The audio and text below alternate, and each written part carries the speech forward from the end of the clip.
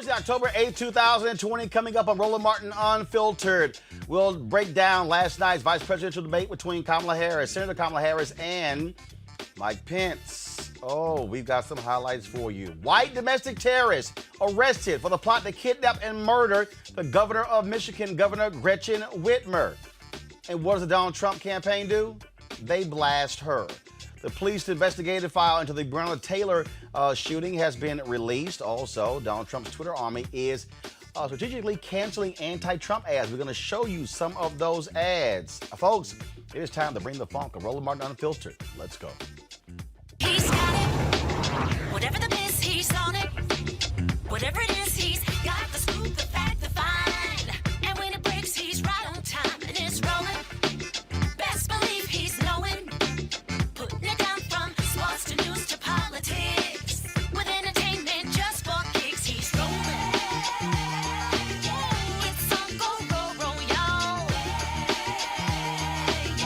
It's Roland Martin, rolling with Roland now. He's funky, he's fresh, he's real, the best, you know he's Roland Martin now.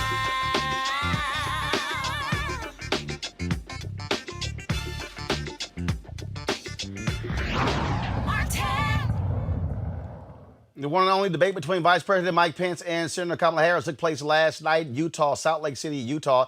The University of Utah. Sparks certainly flew between both sides on the stage. A range of issues, including the coronavirus pandemic, climate change, the issue of race as well. Here is a roundup. And they knew what was happening, and they didn't tell you. Can you imagine if you knew on January 28th, as opposed to March 13th, what they knew, what you might have done to prepare? They knew and they covered it up. The president said it was a hoax. They minimized the seriousness of it. The president said, you're on one side of his ledger if you wear a mask, you're on the other side of his ledger if you don't. And in spite of all of that, today they still don't have a plan. They still don't have a plan. Well, Joe Biden does. And quite frankly, when I look at their plan that talks about advancing testing, creating new PPE, developing a vaccine, it looks a little bit like plagiarism, which is something Joe Biden knows a little bit about. Vice President Pence, the American people deserve, Susan, the American people deserve to know. Vice President Pence, I did not, excuse me, Susan, the I did American not people create deserve the to know rules for tonight. Joe Biden. Your campaigns agreed to the rules for tonight's debate with the Commission on Presidential Debates. I'm here to enforce them, which involves moving from one topic to another, giving roughly equal time to both of you, which is what I'm trying very hard to do. Go right ahead. I mean, I thought we saw enough of it in last week's debate, but I think this is supposed to be a debate based on fact and truth. And the truth and the fact is, Joe Biden has been very clear. He will not raise taxes on anybody who makes less than $400,000 a year. He said he's going to repeal the Trump tax cuts. Mr. Vice President, I'm speaking. Well, wait. I'm speaking. With regard to the Supreme Court of the United States, let me say President Trump and I could not be more enthusiastic about the opportunity to see Judge Amy Coney Barrett become Justice Amy Coney Barrett. We hope she gets a fair hearing. And we particularly hope that we don't see the kind of attacks on her Christian faith that we saw before.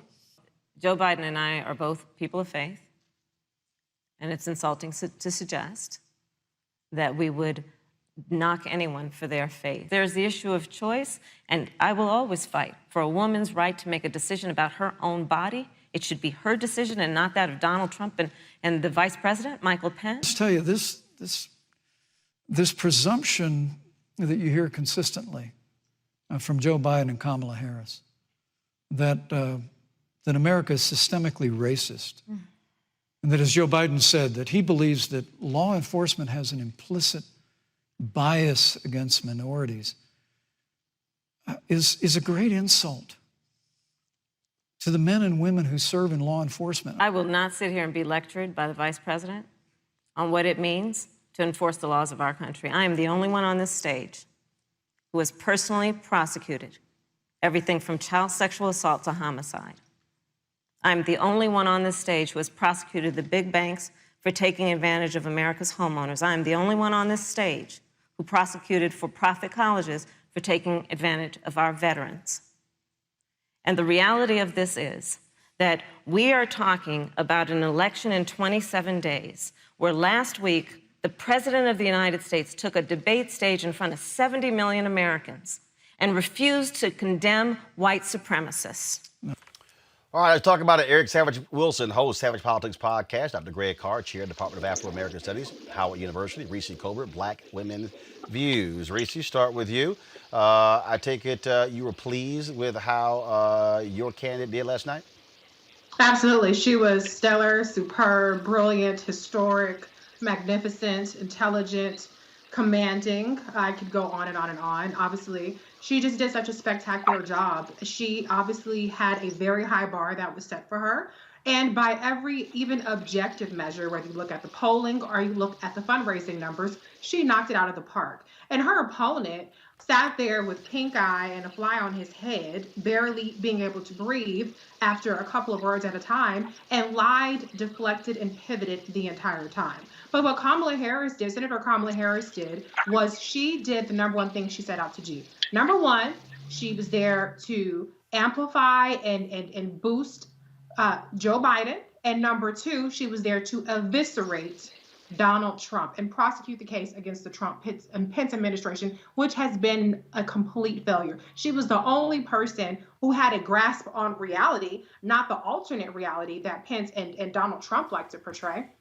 And she was very strong in terms of explaining that Moody's determined that the Biden-Harris administration would have 7 million more jobs, that they would not raise taxes on anybody making less than $400,000 a year, that they believe climate change is an existential threat, and that they will do something about it. They will not allow Putin to put Russian bounties on troops' heads, that they will do the opposite of what Trump and Pence have done, which is appoint monolithically white, young, male, unqualified judges. And it goes on, and especially I thought that she was incredibly strong on Breonna Taylor, which we're going to talk about later, and being unequivocal that not only did Breonna Taylor not receive the justice that she deserved, but that they're going to do something to prevent this kinds of things that continues to happen, the implicit bias, the systemic racism in our criminal justice system. They're going to do something about it. Mike Pence has no plan. Donald Trump has no plan. They've been a disaster. And it was loud and clear that Kamala Harris and Joe Biden do. And more importantly, that Kamala Harris is ready to step in on day one as president, if need be, at whatever point that might need to be the situation. Erica. Absolutely. I totally agree with my sister Reese. She laid it out plainly for the audience. And this was not a debate really to be had. This was about informing the American people what they can expect from a Biden-Harris administration.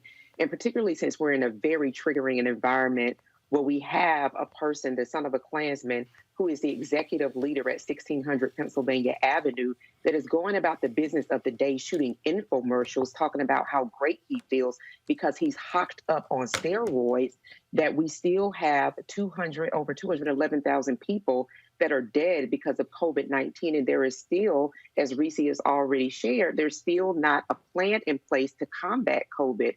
When you think about the EPA regulations that have been rolled back and the air pollution, the different people that have been placed in administrative positions that really are doing the very opposite of protecting the American people. So I think what people saw was confidence. People saw a strong leader under the incredible pressures that our country is in. And I think what people saw, particularly for unregistered voters, because I just don't believe that they're undecided voters, that they actually have an administration, quality leaders to register to vote for.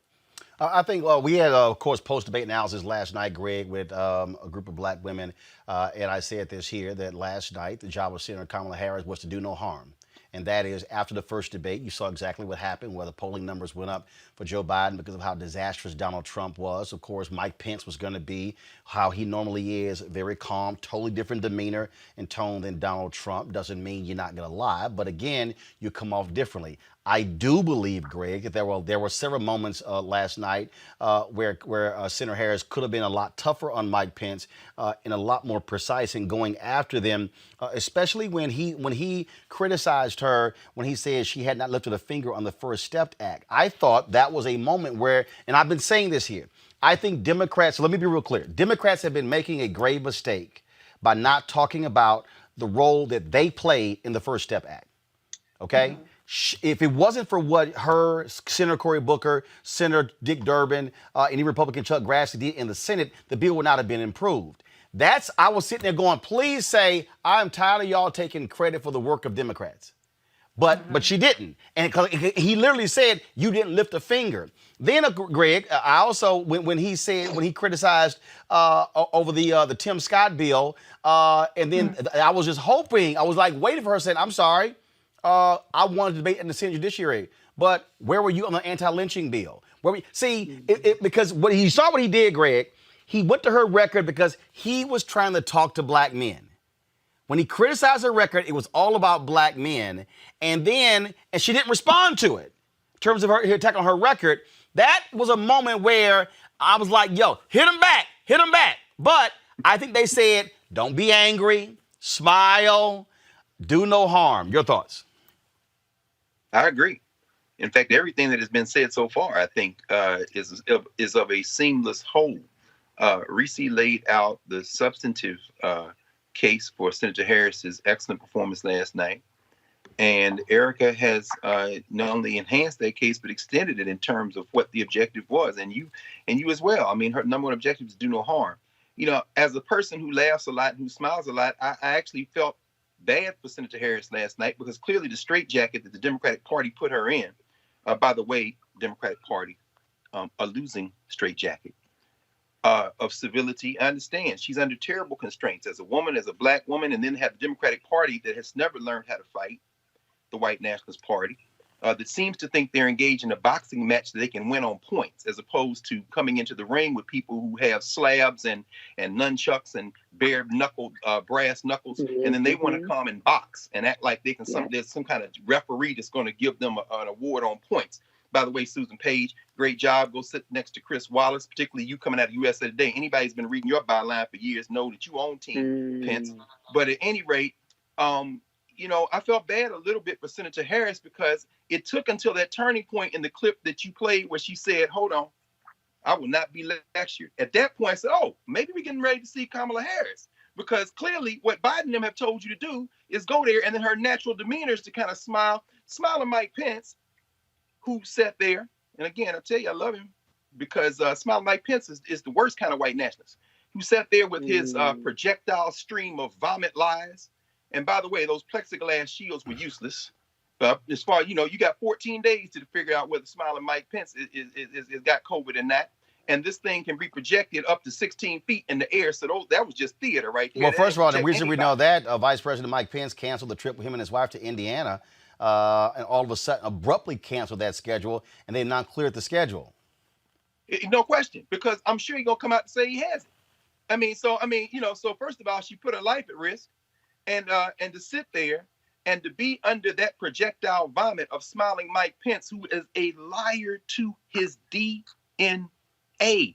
Even more so than Donald Trump. Because see, Smiling Mike Pence is a Christian nationalist. And a white Christian nationalist terrorist like that think there's no place for women in any dialogue. You know, I mean, he calls his wife mother, right? So you know what that makes him. But at any rate, the whole idea is that she had to sit there and try to be balanced. And when you're dealing with something like that in that straight jacket of civility, you might lose sight, Democratic Party, of the point.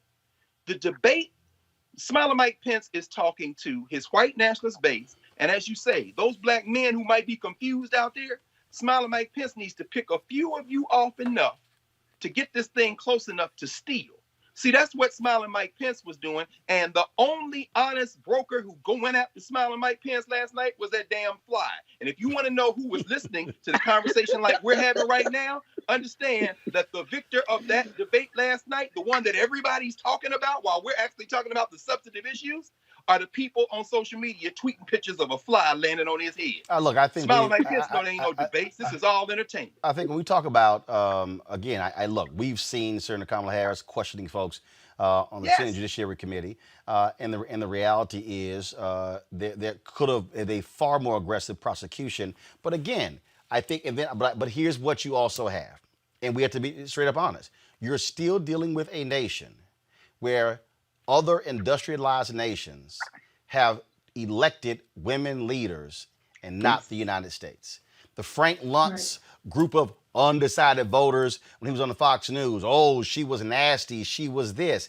Because that, again, that's what happens. And look, I don't know what the hell Susan Page was doing, but I'm going to tell you right now, the way you stop somebody from over-talking you is not saying, thank you, Mr. Vice President. Thank you, Mr. Vice President. Thank you. No. Susan Page needs to go sit with a black woman for 24 hours to learn how to shut somebody down, to learn how to say, excuse me, you have gone over your time one too many times. That is it. And he just bulldozed her in this very nice, wonderful, calm way. And I was sitting and I was like, Reese, if this woman don't check his ass, but I'm gonna tell you what, Reese, that's that DC bullshit. See, that's that whole, I don't want to sit here, because what's the right gonna say? And no, you're the moderator. Right. Moderate.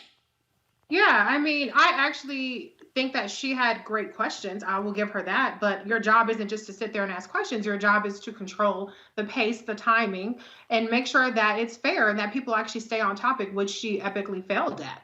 But at the end of the day, I mean, I think that the numbers speak for themselves. I mean, there was polling that came out. Nate Silver said that 69.3% of the people who watched the debate felt like Kamala Harris did a great job. That's practically 100%, because we know that 30% of this country is hopelessly Republican and a lost cause. Her job last night was not to beat Mike Pence. Her job was to beat Donald Trump. People are not voting for Mike Pence. People are voting for Donald Trump. And so I think that she was wise to pick and choose when she wanted to engage on Mike Pence. She gave him a gut punch with the whole auto bailout and pointing out that he voted against that. Absolutely. But for the most part, she kept her focus on Donald Trump, which everybody is most people are not happy with. He has his ratings are in the gutter. His favorabilities are in the gutter. And what I think Kamala Harris understood is that you have to win the post-debate game. A lot of times Kamala was excellent on the stage, but she lost the spin wars after, and she lost the pundits and things like that. Yep. Those are the people that are going to curate the clips that you see on social media, the clips that go into the news things. And one of the biggest things that people focus on in these kind of debates is who's interrupting who's going over on time, and this, that, and the other. So I think that her strategy to stick within the rules, even though she obviously was gypped on time because Susan Page did a terrible job, she was much more succinct than Kamala is. And I love Kamala, but Kamala can be a little long-winded, but she was very succinct. She got very strong, memorable talking points. They're coming for you is one of them. I'm speaking is another one of them. So her job is not to sit up there and assert herself as the biggest, baddest bitch that ever walked the world. Her job is there to bolster the Biden-Harris ticket and annihilate Donald Trump. Mike Pence is a non-factor. Absolutely. Folks, here's the deal. So we're going to talk a little bit more about the debate, but I want to do this. Well, first of all, we got Greg back there, so let me do this here. It was a bit ago, Joe Biden and Senator Kamala Harris, they were actually in Arizona, where they were kicking off their bus tour. And so what I'm going to do in a second, I'm going to pull that up. But one of the things that I think that has to happen, and we're seeing what's happening after this whole debate, Erica, Greg, and Reese, in terms of how Donald Trump is just losing his damn mind, saying to Bill Barr, indict Joe Biden with 26 days left before the election. Then you see, of course, just how unhinged they are in every facet. This is the thing, Erica, that I'm going to have to see from Democrats. And look, I know what Joe Biden is doing. I know his whole deal is unity, bringing the country together. But the reality is this here. The evil that these people have unleashed on this country has damaged us in a significant way. And I will say this, if you are a Trump voter, you should pay holy hell for supporting what this man is doing. And what we saw last night, again, the nonsense coming out of Mike Pence's mouth over and over and over again, I really hope that Joe Biden and Senator Kamala Harris, when they are in the White House, are going to be real to say, we are going to deal with all of these people, how they have destroyed this country, how they have lied about this country. There are folks who need to go to jail. There are folks who need to be indicted. I mean, I can just go on and on and on here. Again, what these people have done, Erica, is an abomination to democracy. Yeah. Oh, absolutely. And I think that's why, people repeatedly hear on this program from all of us and across the RMU family is that he is a demagogue. He's the son of a Klansman. This is the type of evil that we were expecting, particularly when he came down that golden escalator back in 2015. And then when we think back to January in 2016, when he was still a candidate, said in Iowa that he could shoot a person on Fifth Avenue and people would still support him. I'm paraphrasing what he said. So now we speed up to here we are in October. And as you always say, Roland, please, everybody, don't pay attention to the poll. There's polling that's coming out that's showing that there's a wide gap in Florida, which always usually goes Republican, in Colorado and other swing states and battleground states. But if we just think back to 4 short years ago, where we saw polling that showed Hillary Clinton being up, and we saw favorable margins, some up by almost 7 points ahead.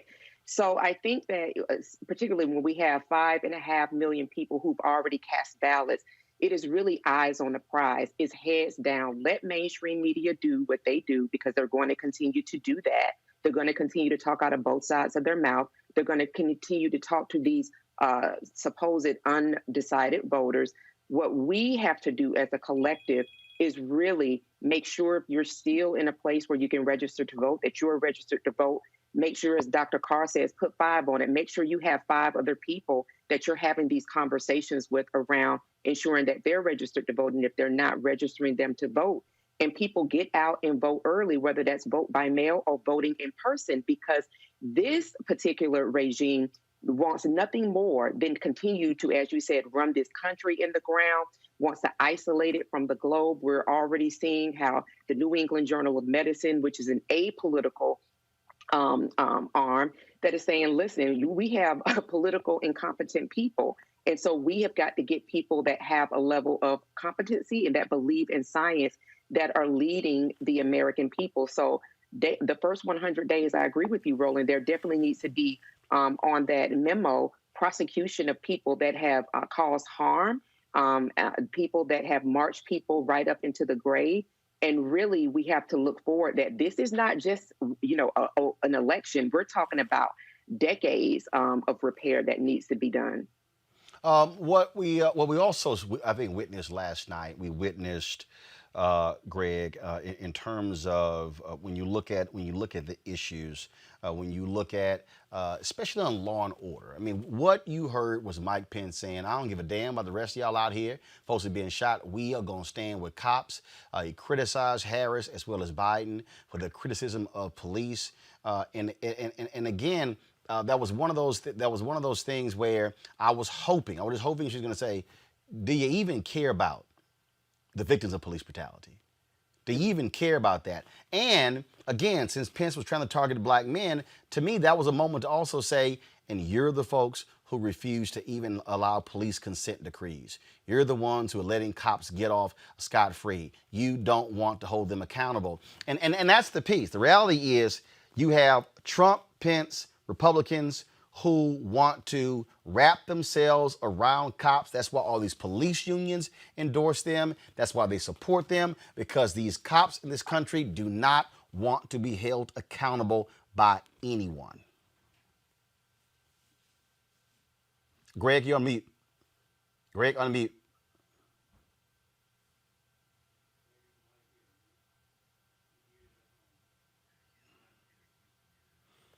Greg, you're muted at home. You're live here.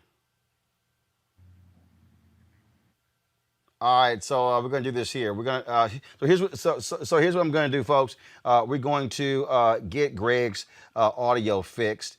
In the meantime, I'm going to play you. This was Senator Kamala Harris and Joe Biden kicking off their bus tour in Arizona. This took place about 30 minutes ago.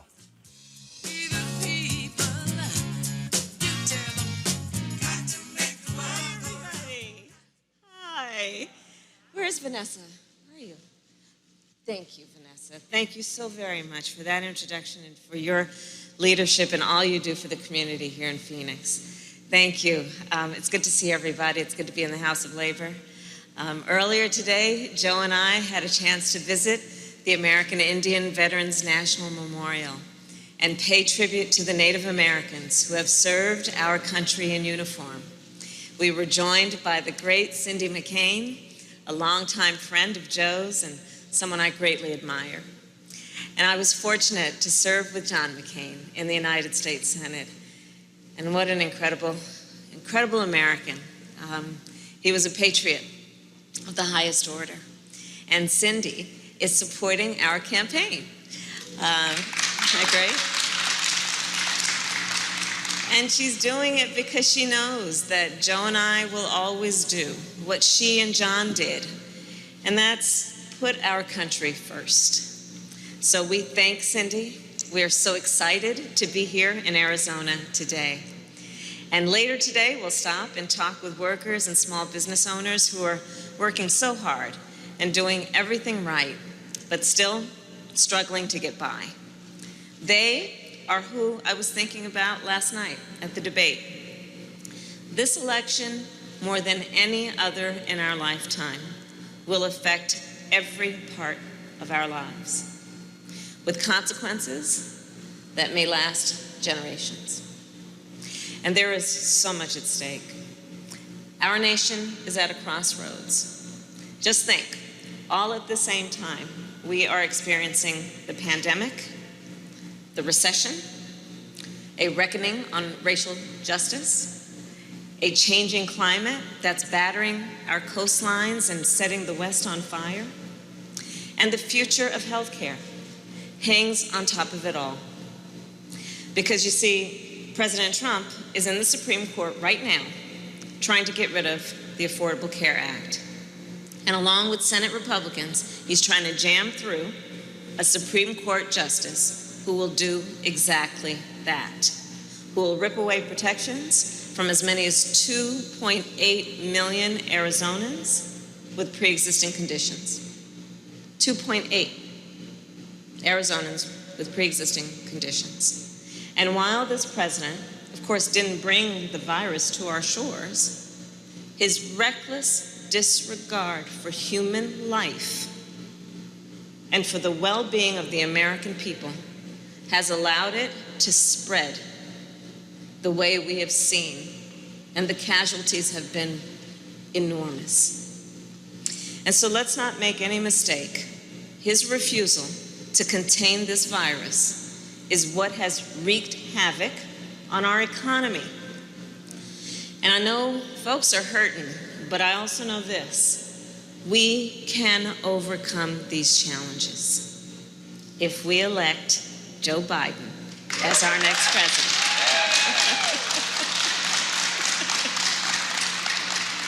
And here's the thing, Joe has had a plan for COVID at least since March. He's been talking about this. He knows what this means and the kind of leadership that is required to get on top of it and get in control. Joe knows these things.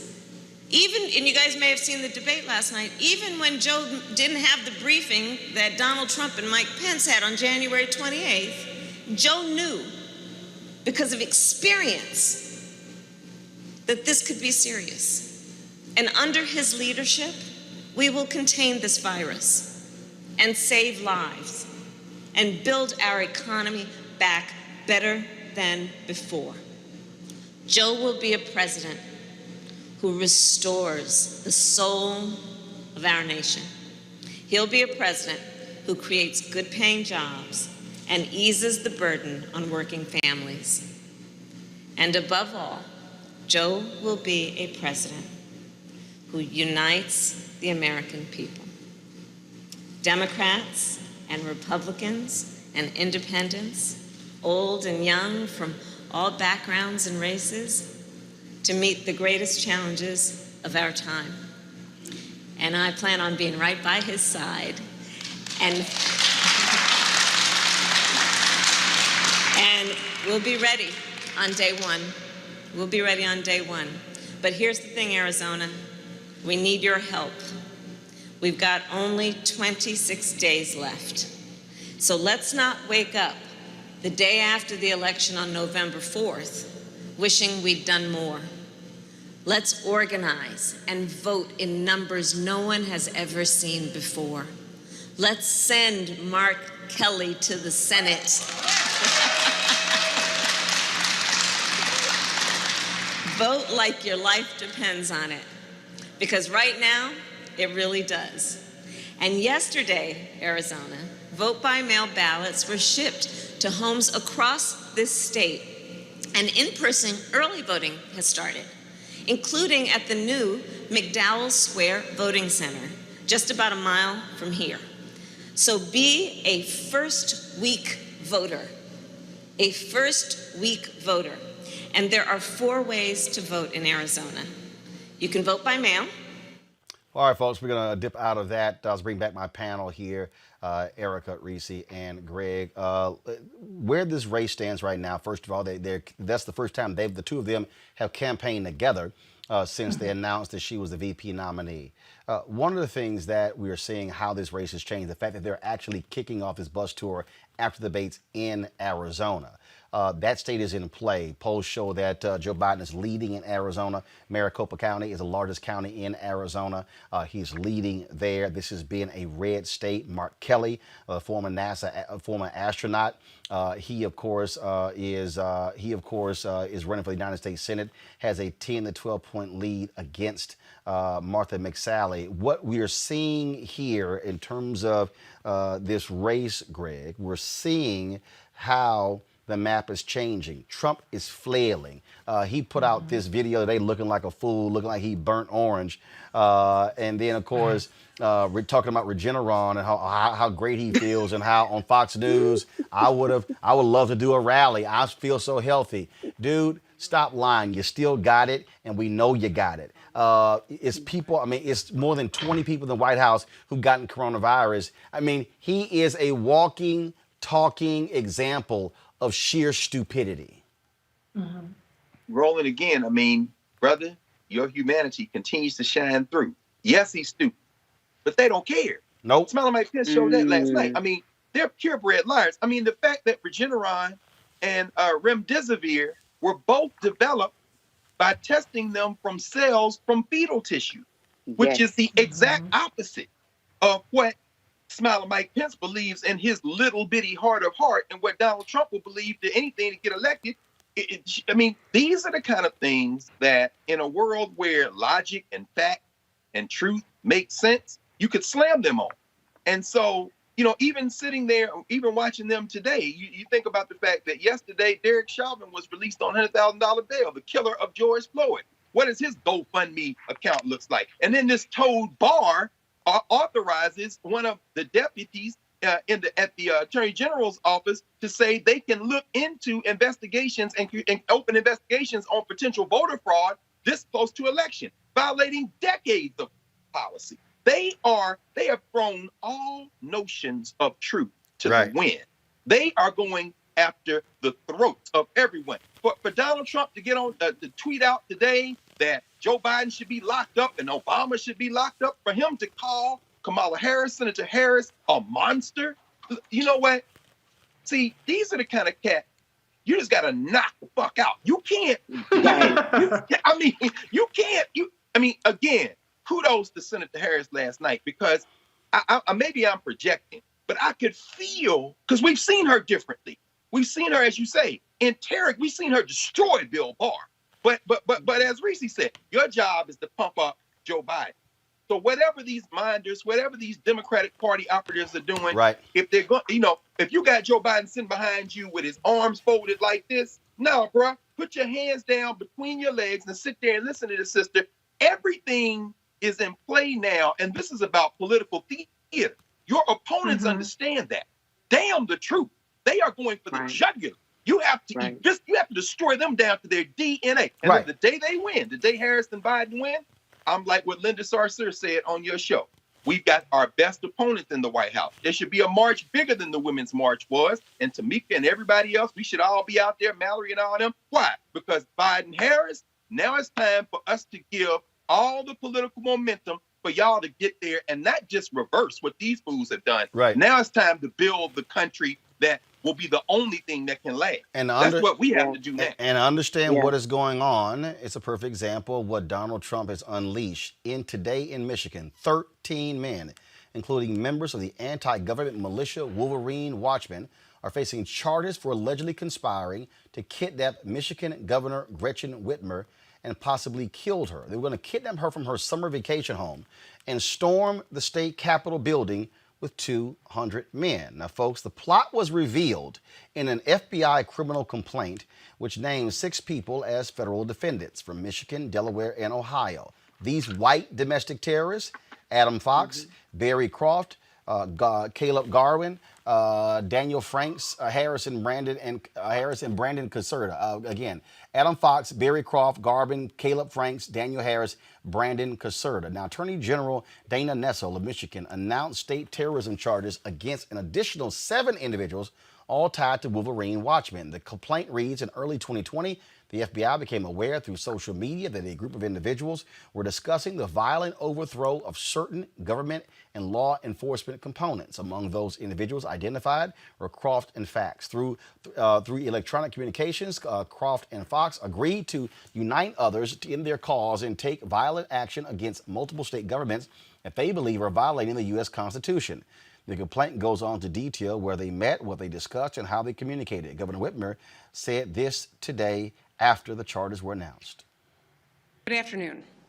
Earlier today, Attorney General Dana Nessel was joined by officials from the Department of Justice and the FBI to announce state and federal charges against 13 members of 2 militia groups who were preparing to kidnap and possibly kill me. When I put my hand on the Bible and took the oath of office 22 months ago, I knew this job would be hard. But I'll be honest, I never could have imagined anything like this. I want to start by saying thank you to our law enforcement. Thank you to the fearless FBI agents. And thank you to the brave Michigan State Police troopers who participated in this operation, acting under the leadership of Colonel Joe Gasper. I also want to thank Attorney General Nessel and the U.S. Attorneys Burge and Schneider and their teams for pursuing criminal charges that hopefully will lead to convictions, bringing these sick and depraved men to justice. As a mom with 2 teenage daughters and 3 stepsons, my husband and I are eternally grateful to everyone who put themselves in harm's way to keep our family safe.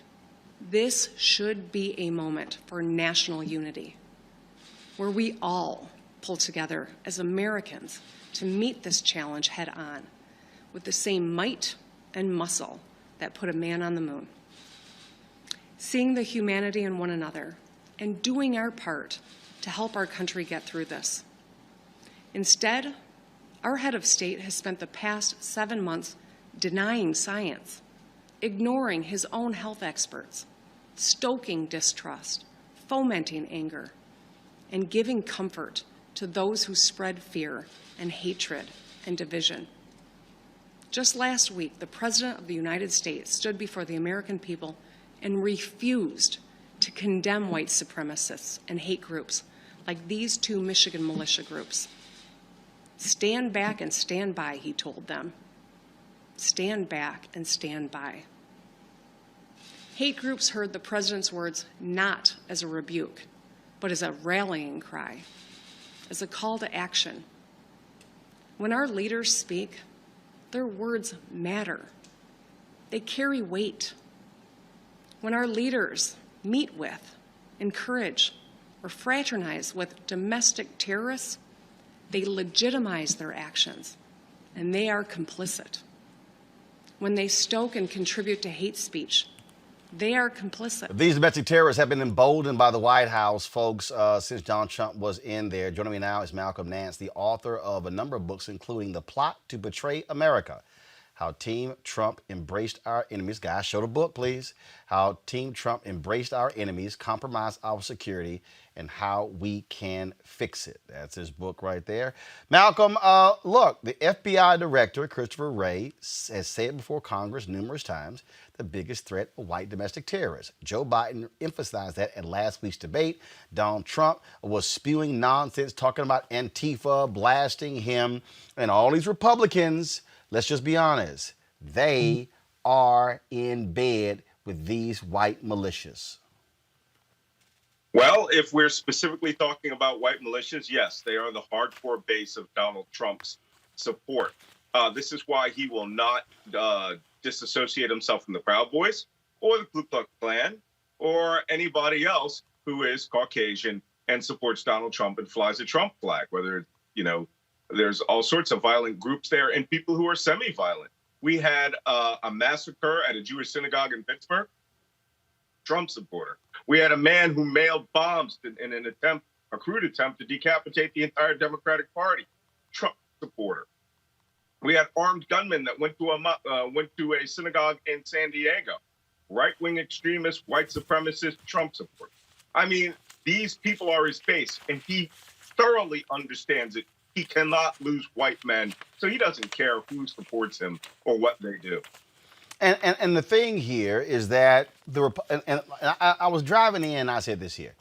Anybody that votes for Donald Trump should pay the heaviest political price for what they're doing to this country, because here's the reality, Malcolm. Trump is going to lose. He's going to get beat badly. And these people, at least 25 to 30% of this country, they will never accept the results. They have emboldened them. This is not the Tea Party. This is even going crazier. And these folks are going to continue to threaten, storming capitals. These are the anti-mask people. Trust me, when there's a vaccine, they're going to be anti-vaccine people. They're going to be pushing their conspiracy theories. And you're going to have idiots like Jim Jordan and Louis Gohmert and others, the crazy woman out of Georgia who's guaranteed to win, Marjorie Greene. They are going to be their flag bearers in the Congress. Right. And, we really have to have some preparation for what could possibly happen. Look, I know that we are trying to maintain the norms that we have, and that's great. But this plot against Governor Whitmer is serious. It is very, very serious. If I were to take the name Wolverine's militia off of this story and slap ISIS or Al Qaeda in it, it would be 24/7 coverage. I would never leave the studio, much less be in my man cave in my home. Be real clear. If this was 20 Black Lives Matter activists, my Lord. There'd be a national push to arrest everyone in every major city in America who had anything to do with the leadership of Black Lives Matter. This is where we have this double standard. Long ago, when I first started, I wrote a book that's used by almost all federal law enforcement officers called the Terrorist Recognition Handbook. And we have sections in there about white nationalist extremists. This isn't new. Timothy McVeigh, when he blew up the Murrah building in Oklahoma City, thought he was launching a race war in which every cop and soldier in America was supposed to recognize the attack as the moment they take their guns and kill every black in government. That's what he thought would happen. These people really believed, according to the indictment, that there were law enforcement members associated with the militia.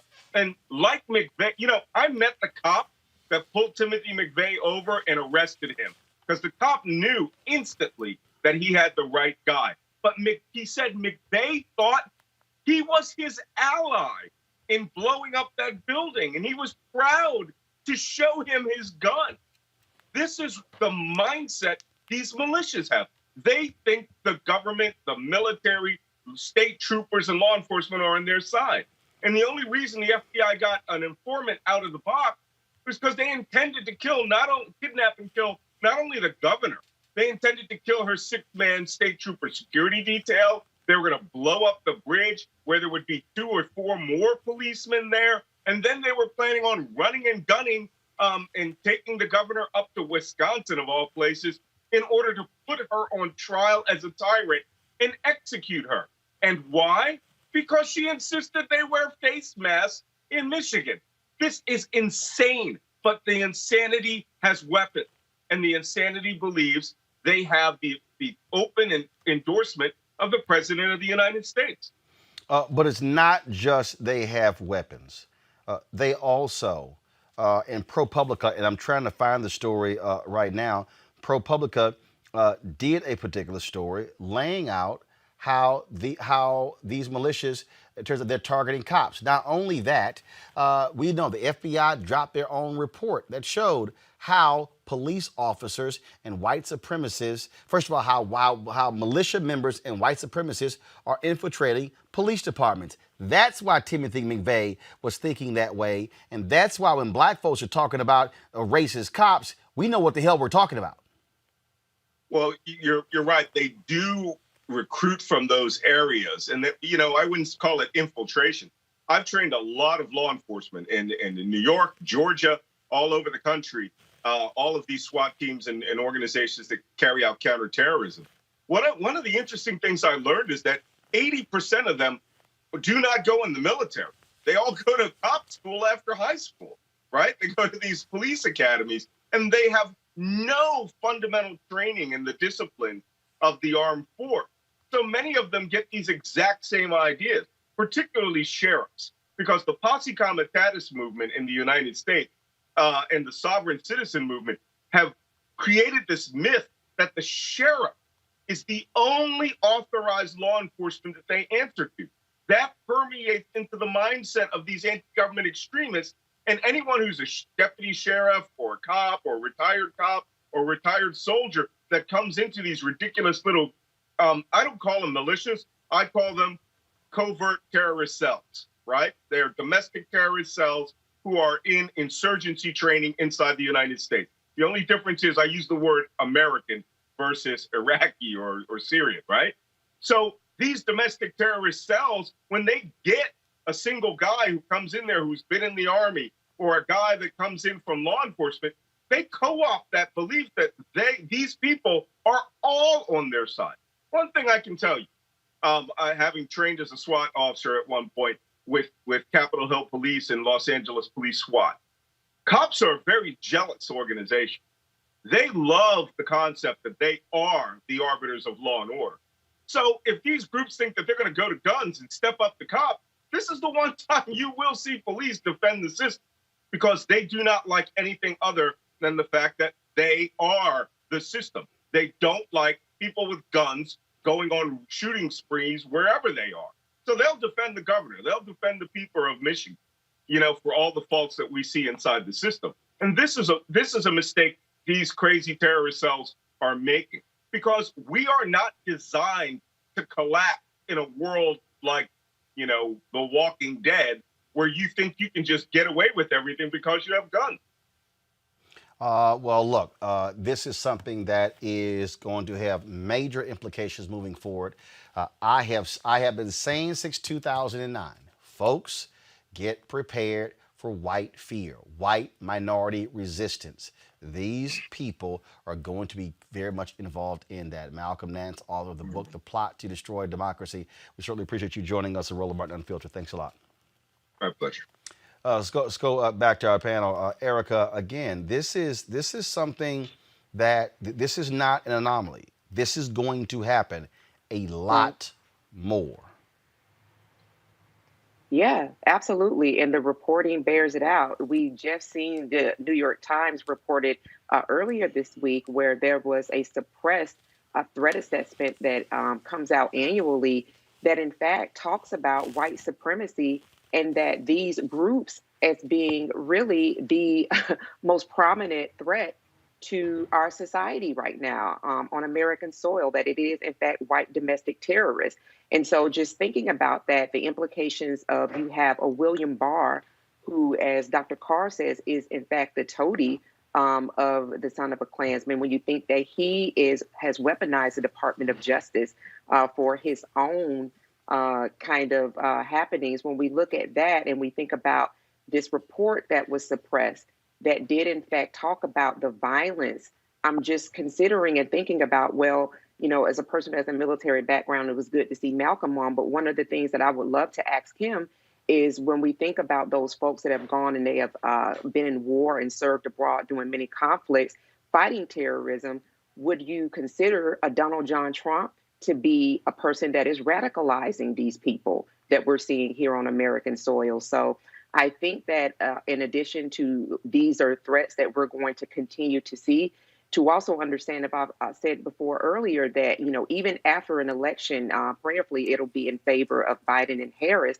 that there is much work to be done. It is not time to be complacent. It is not time to just say, well, I voted and they won, I've done my job. It is really time to be prepared for really the hard and heavy work that is going to be state, local, and federal government cleanup, and really just protections around these people who have a commander in Donald John Trump that still feel that they have been called to order and will obey him no matter, you know, where he may find himself post the election. This is what I've been saying, Reese.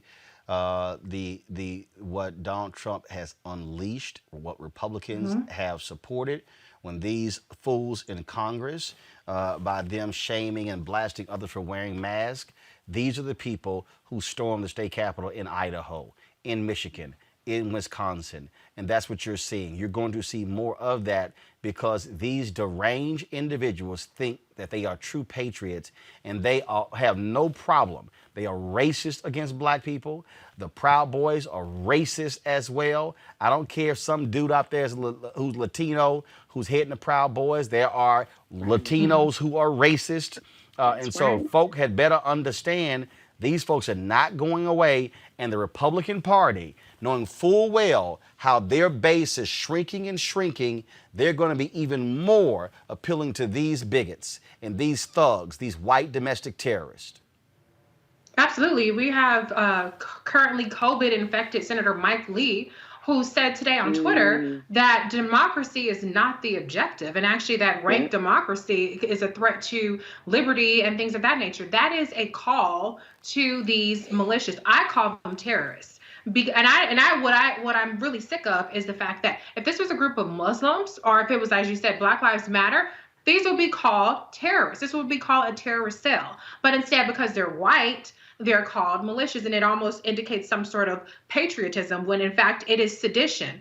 The same kind of sedition that that William Barr wants to charge Black Lives Matter protesters with. Where are the sedition charges for these people who are trying to overthrow government? Where is the law and order party when it comes to these terrorists who are trying to attack and murder, kidnap government officials? Where is the law and order when it comes to that? But as we pointed out many times on this show, when it comes to Republicans, their law and order is not about law and order in terms of the laws as written in the Constitution, because whenever they don't care about that, it is about the order of white supremacy. And so that's why we do not see them condemning or discouraging this. We actually see them encouraging it and radicalizing it. Stand back and stand by is a hold tight until we need to call upon you. But these people are trying to stockpile things. The way that they got these people on these charges was when they were trying to exchange the money for the explosives and the ammunitions and things like that. And so this is something to absolutely be very, very wary of.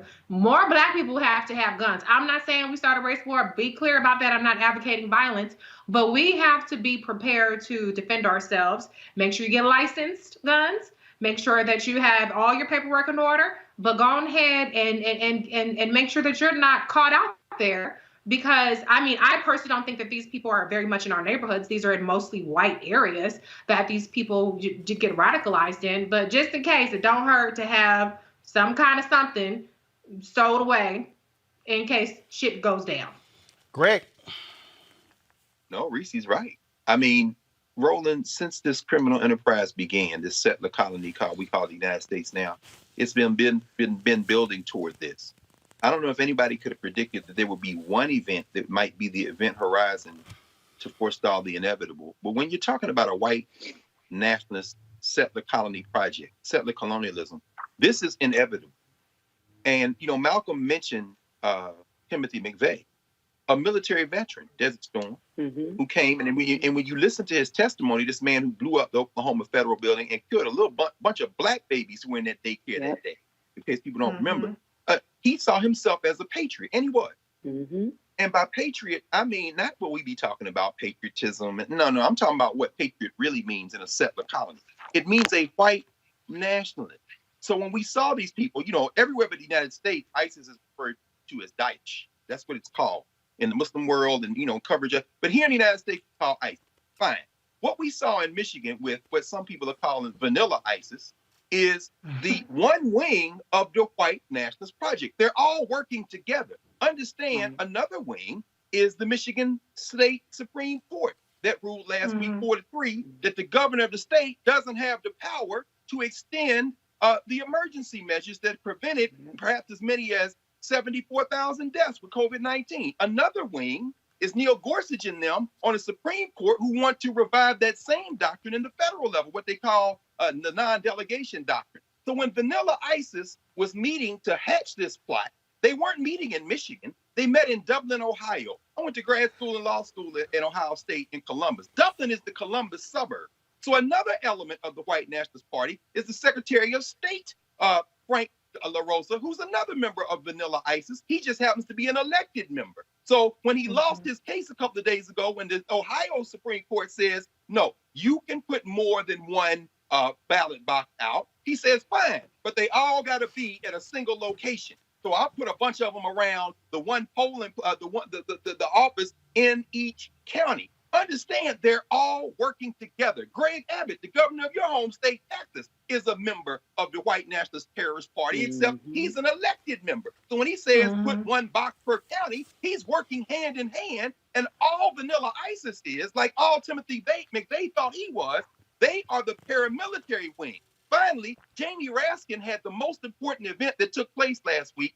It wasn't the debate or the screaming match, not the screaming match, Donald Trump screaming at Joe Biden. That same day is when you were talking to Malcolm, and you mentioned it, Roland. It was the hearing that Jamie Raskin, Congressman Raskin, held on Capitol Hill, the Subcommittee on Civil Rights and Liberties, about the fact that these paramilitary folks have invaded law enforcement, and he used the 2006 FBI report, and this FBI decided that, well, they're not going to testify, they're not going to come. Why? Law enforcement is riddled with white supremacists. When the Vietnam War was over, some of them got on a plane and fought in what used to be Rhodesia on the side against the Africans in Zimbabwe. And then Dylan Ruff, when he was arrested, you know why he had a old South Africa patch on his arm when he went in there and shot up these people at the church in Emmanuel Church in South Carolina? Because he saw himself as law enforcement. Law enforcement, the White Nationalist Party that is silent about this, and vanilla ISIS are all part of the same thrust. They are going to run white supremacy till the wheels run off. And if we don't understand that, everything else we think we understand, to quote Neely Fuller and Francis Cress Welsing, will only confuse us. You got to go to a break. When we come back, we'll talk Breonna Taylor case. We'll talk some other news right here on Roland Martin Unfiltered.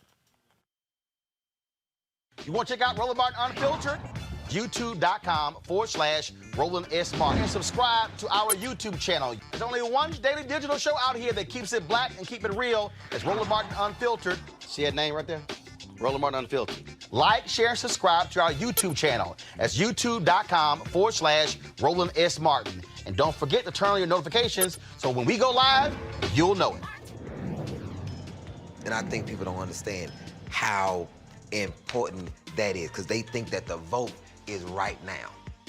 Oh no, this appointment to the Supreme Court, that's a big thing. That's a ripple effect forever.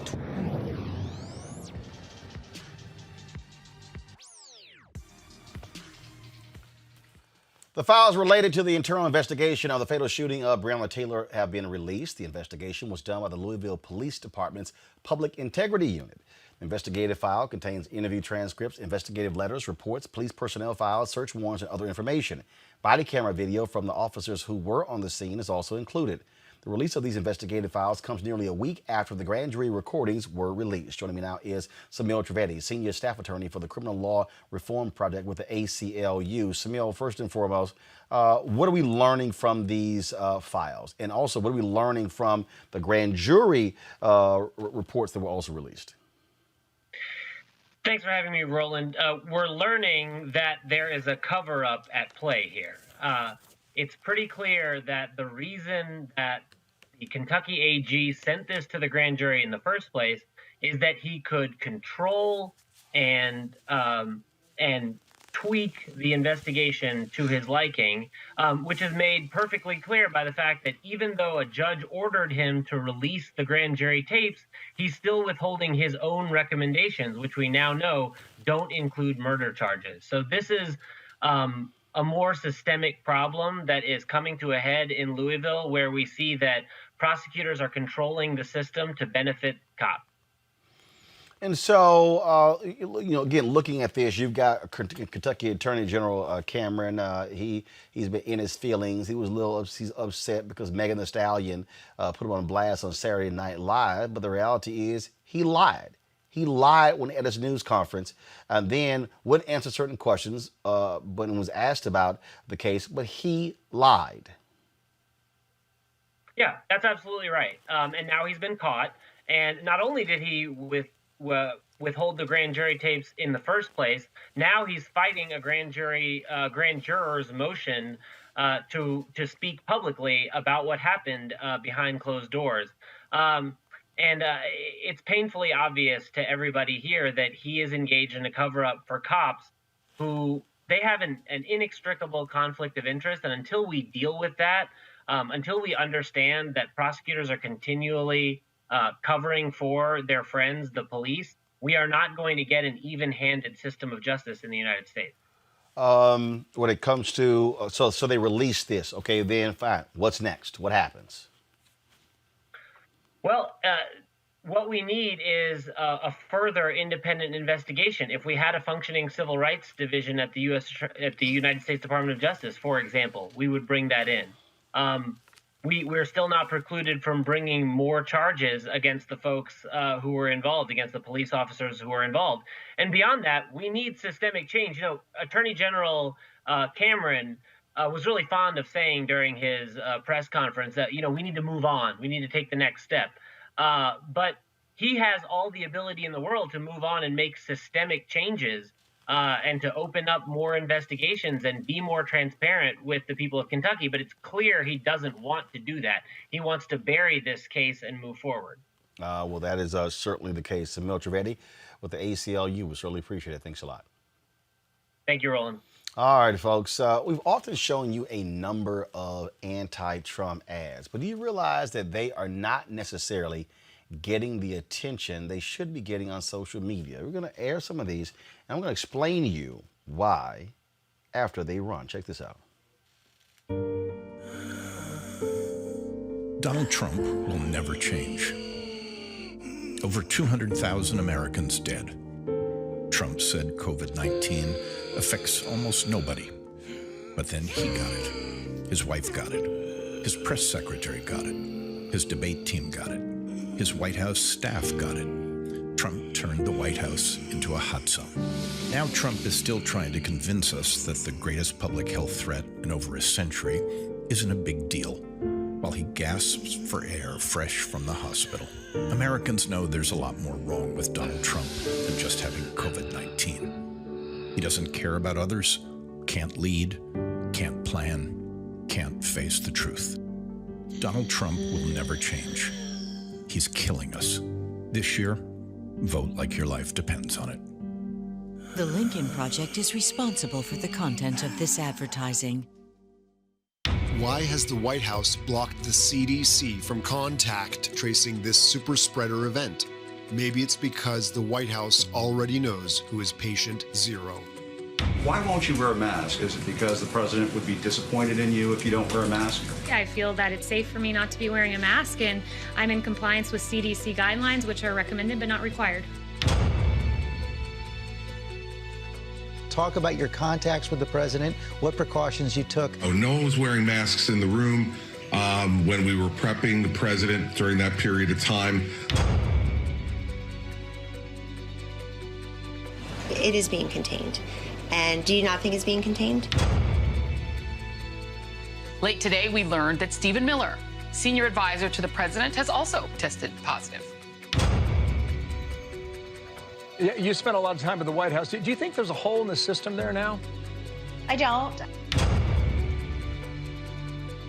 As the CDC continues to study the spread of COVID-19, they're recommending that people wear cloth face coverings in public settings where social distancing measures can be difficult to maintain. President Trump just tweeted moments ago that he and the First Lady have tested positive for the coronavirus. I know there's a risk, there's a danger, but that's okay. And now I'm better, and maybe I'm immune. I don't know. They are lying to you every day. If Donald Trump can't protect himself or his staff, how can he possibly protect America? First of all, how in the hell are you immune when you got it? Now, here's the deal. Filmmakers of these various ads say that they're being throttled on platforms like Twitter. So here's what Republicans do. So you have these army of Trump supporters. So what they do is when one of those videos runs, it typically gets about 5 million views on Twitter. They then file a claim against the video, and then what Twitter does is they simply, essentially block the video. And so what they noticed was, folks like 11 Films and others, they noticed that all of a sudden, their videos that should have been getting more than 5 million views, all of a sudden were getting 750,000 and topping out at 1 million. Is this digital suppression? Shireen Mitchell, she tracks these things. She joins us right now. Shireen, this is something that, again, average person's like, I don't see what the big deal is, but what we experienced this last week, and was it, I can't remember, was it after the debate, Shireen, where we begin to post different things, and on Instagram, you would get this notice by saying, this looks like a material that's been blocked by others. Do you sure you want to post it? So what they're doing is they are attacking posts, and if they attack enough, it then triggers the algorithms to then block similar stuff, correct? Correct.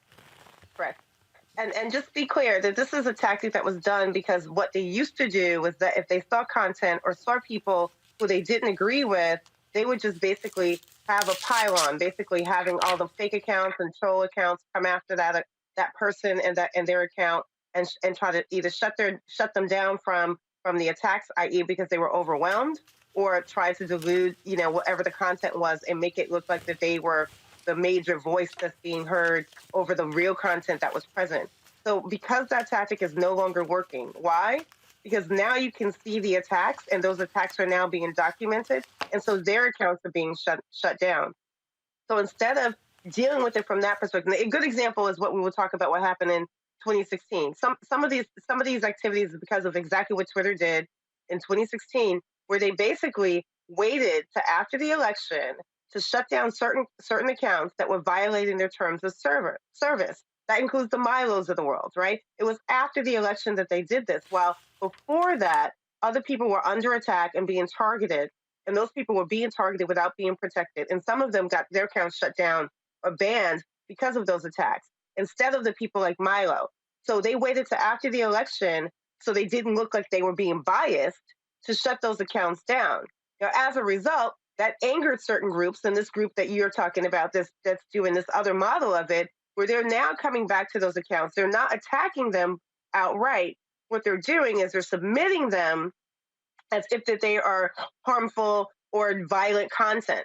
And that is what's triggering these algorithms, when actually none of these are any of that in any form. But the other thing that they're trying to do, because there is a new trigger in both the platforms, Twitter and Facebook, that basically say if this is disinformation, you can actually, or this is something that is impacting the election, or this is about election integrity, they're triggering that part of, in my opinion, and what we're seeing right now, that part of the algorithm that is new, because they just put that particular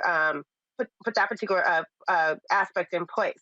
And so people don't realize is that as they're trying to say that, for example, when Trump had his account taken down or his tweet taken down because he was lying about COVID after he quote unquote came out, i.e., immune, which was not true, that was finally taken down and not given a disclaimer. What everyone else was getting was disclaimers to say some of this content is not true, is possibly not true, which is what's happening to these groups, and that's slowing it down. What they weren't doing to Trump before was taking his content down. So now his content got removed because the COVID information was completely false, and now these groups are angry about that and trying to target Biden's teams, or those who are promoting Biden in any way, who are having any conversation about what they think should be said of trying to get out the vote, and targeting them as if this is an equal debate, and it's not. And I'll give you just again, so people have to understand how the algorithms are really controlling everything these days. Shireen is a perfect example.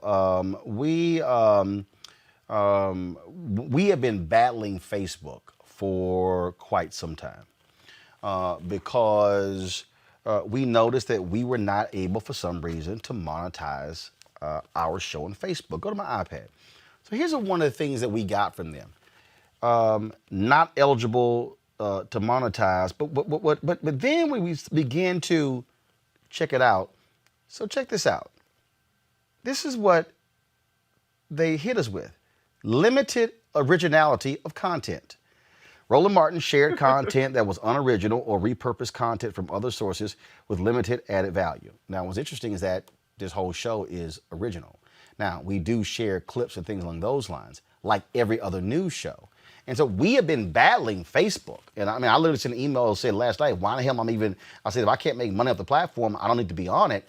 But what's happening is, again, these algorithms are bouncing folks out. And what ends up happening is you're unable to have your video seen, to monetize these videos. So you're sort of like in this dark hole. And then, you have no idea what the hell caused it, what the hell triggered it. But what's happening here, these are specific attacks by conservatives targeting any anti-Trump people because they want to make sure the videos do not go viral.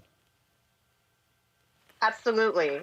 And be clear. Remember, I'm on the Facebook oversight board. We're still working on issues that Facebook is not addressing properly. So we've gotten a couple of successes so far because we're basically saying, here are the things you haven't done right, and I guess you need public pressure to do it the right way. And so absolutely, not only is the content like yours is being shut down, but any content which I tell people all the time, those that are pushing out issues that are important to them, whether it's about immigration. Like if immigration is classified as a political ad, if you're talking about that saying, hey, we want to help this community, if it's a nonprofit, it's classified as a political ad instead of a nonprofit. While politicians get to share their ads with lies in them, targeting those same immigrants as if this is an equal playing field, and it's not. There's a power dynamic that's going on here, but the other part of this is the algorithms part that takes part in this. So unless the algorithm kicks it for a human to look at it, and again, Zuckerberg has basically blamed his content moderators for not moderating the content properly when that does happen, but that the algorithms themselves can be gamed in such a way that you can have certain content like yours to be removed. And so in this moment, the reason why this is so important was that in 2016, we know for a fact that the political ads, the ad system in Facebook as well as Twitter were gamed in 2016 with fake accounts, with false content.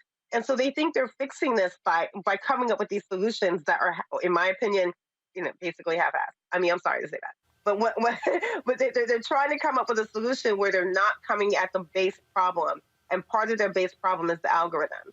They've said before, they have the algorithm to take hate speech off and remove all hate speech, but they're not putting that algorithm in place. Why not? If there's hate speech on the platform, remove it. There should be no question about that. But what they've said is because it might be a politician spreading hate speech, that's the reason why they're not using the algorithm. And you're just going, so it's acceptable for hate speech under certain conditions, and i.e. if you happen to be a politician. right? But not me. I can't speak in any form of hate speech, but a politician can, and that's acceptable. And they can actually place the ad in that way, and you won't do anything about that. And that's why they need to be held accountable for not only their ads, but the decisions that they make in terms of their terms of service. We're just asking them to actually use their terms of service. They have created their own terms of service. Use them as they're supposed to be used so that we don't go through issues like this where someone feels like they're being disenfranchised when they were breaking the rules in the first place and should not have been able to do the things that they were doing. Instead of telling people who are not breaking the rules that somehow they're a part of the same process when they're not. Putting out these ads, as long as it doesn't violate, it doesn't have violence in it, it doesn't have disinformation in it, it doesn't have content that is again pornography or intimate images in it. These are not the types of things that should have disclaimers. Again, this is the war that we're seeing being waged on the digital side. Shereen Mitchell, we appreciate it. Thanks a lot.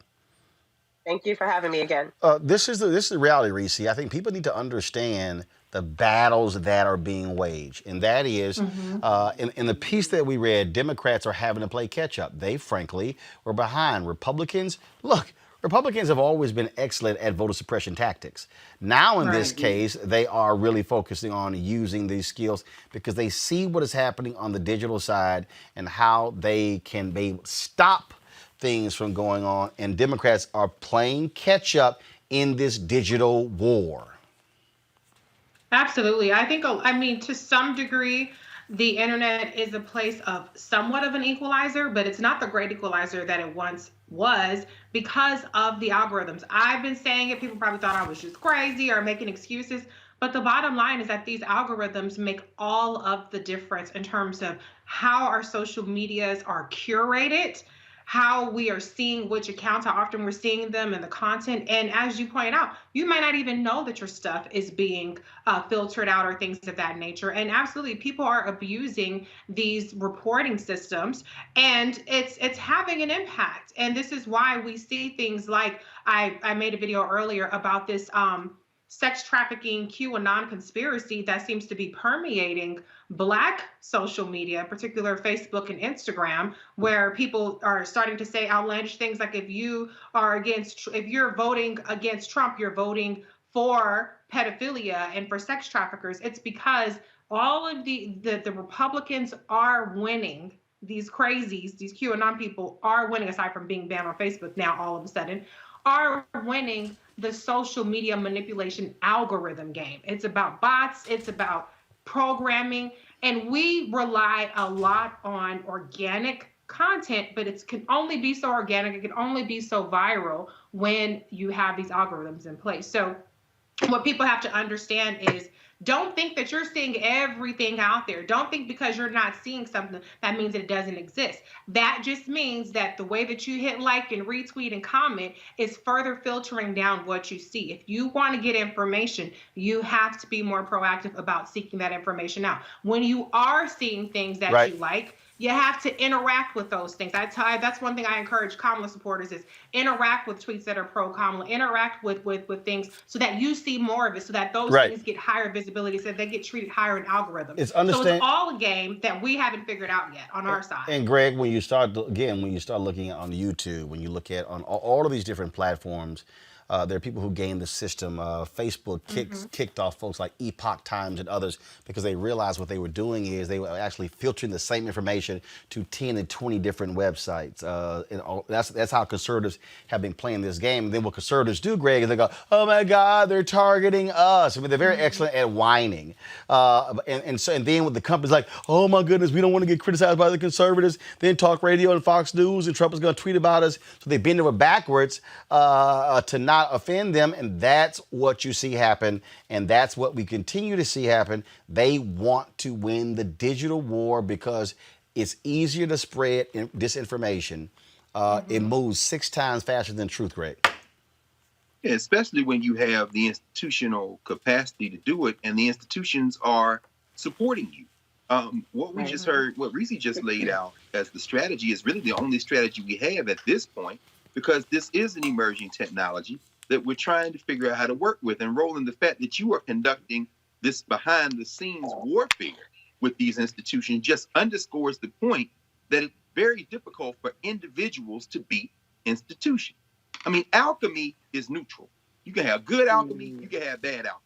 Clearly, they're involved in bad alchemy. They're conjuring, but they have the benefit of institutions that have never been in our favor. So of course they're not going to work. There's certain institutional inertia that works against us. So what we have to do is do some good conjuring, like what Reese is saying. Engage, move forward. The problem is, however, that is time consuming. So when you put that screen up and it said limited originality of content, that means that these white nationalists, in tandem with the white nationalists who are subsidizing them, the RNC rolling out this however many millions of dollars they're putting behind the digital get out the vote stuff, all this stuff is working against a one-man operation that can only continue to overwhelm that institutional capacity with the help of the rest of us. That's why we got to financially support Roland Martin Unfiltered, so that whatever Facebook is doing, until you can cave their chest in on this, is neutralized by the people who are putting $2 or $3, $4 on this thing every week, $10, $15, $50 a year, and then they look up and say, well, we can't stop that. Yeah, you don't have no alchemy for that, because we're going to use the good alchemy. We have to use all of our strategies in tandem. Erica, go right ahead, and then I'm going to drop some breaking news in a second. Go ahead. Okay, and great. And just to kind of add to what Reese and Greg have said, also, you just think about who are the architects of these algorithms. They're largely white men. When we look at the data that supports Silicon Valley and what that makeup looks like, and thinking about all of the women who have been working from home, where you see that workforce has been reduced because of responsibilities that they have assumed at home, now removed from that place, it is largely ran by white men. And we all know that Mark Zuckerberg is no stranger, not only to Donald Trump, but to the White House as well. So the onus is on us. We've never really had protections as Black people. It's always been for us as a collective to make sure that we move and fight. And this is just another battle war, unfortunately, that we have to fight as well, the digital war. All right, folks. Gonna go to break. We come back. I'm gonna share with you some breaking news from the Lawyers Committee for Civil Rights Under Law regarding voting in Ohio.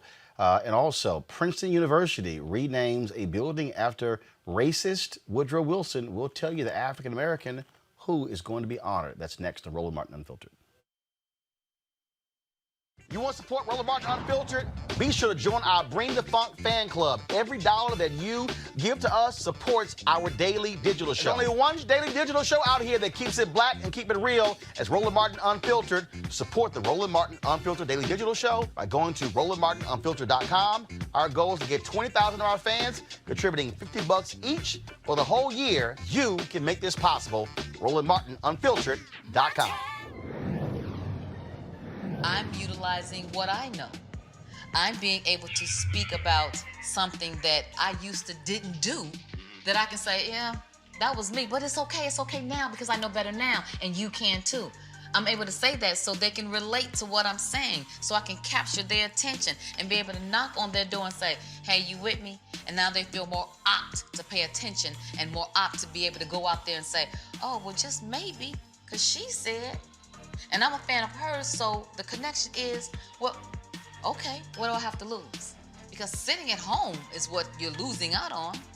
And a lot of them don't even know how important the vote is. It's like, well, you know what, if I don't, ain't nobody gonna miss my vote. Until you have a 50-50 share and it's 49 and 51 and you're like, oh, then you gotta feel like an ASS and go, see.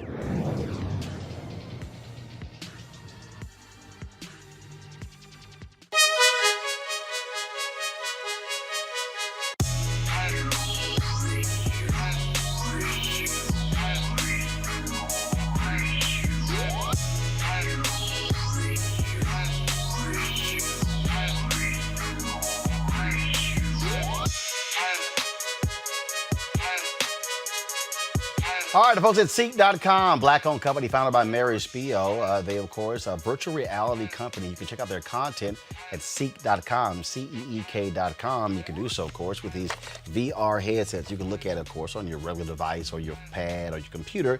But if you want to experience being in the room, you can use this headset right here. All you simply do is just pop in your cell phone in here, pop it on, and then put this headset on, and you can literally experience their content in virtual reality. reality. And so allows for you to do a 360-degree view of the room. But also, folks, they have the 360-degree 4D headphones right here.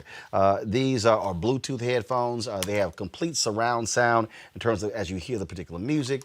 Gamers love them as well when they're playing their games. And so it's just phenomenal bass in these headphones as well. You can get one or both devices at seek.com using this promo code RMVIP2020, RMVIP 2020. So we certainly thank the folks at Seek.com for being a partner with us here at Roland Martin Unfiltered. All right, folks, this is the breaking news I was talking about.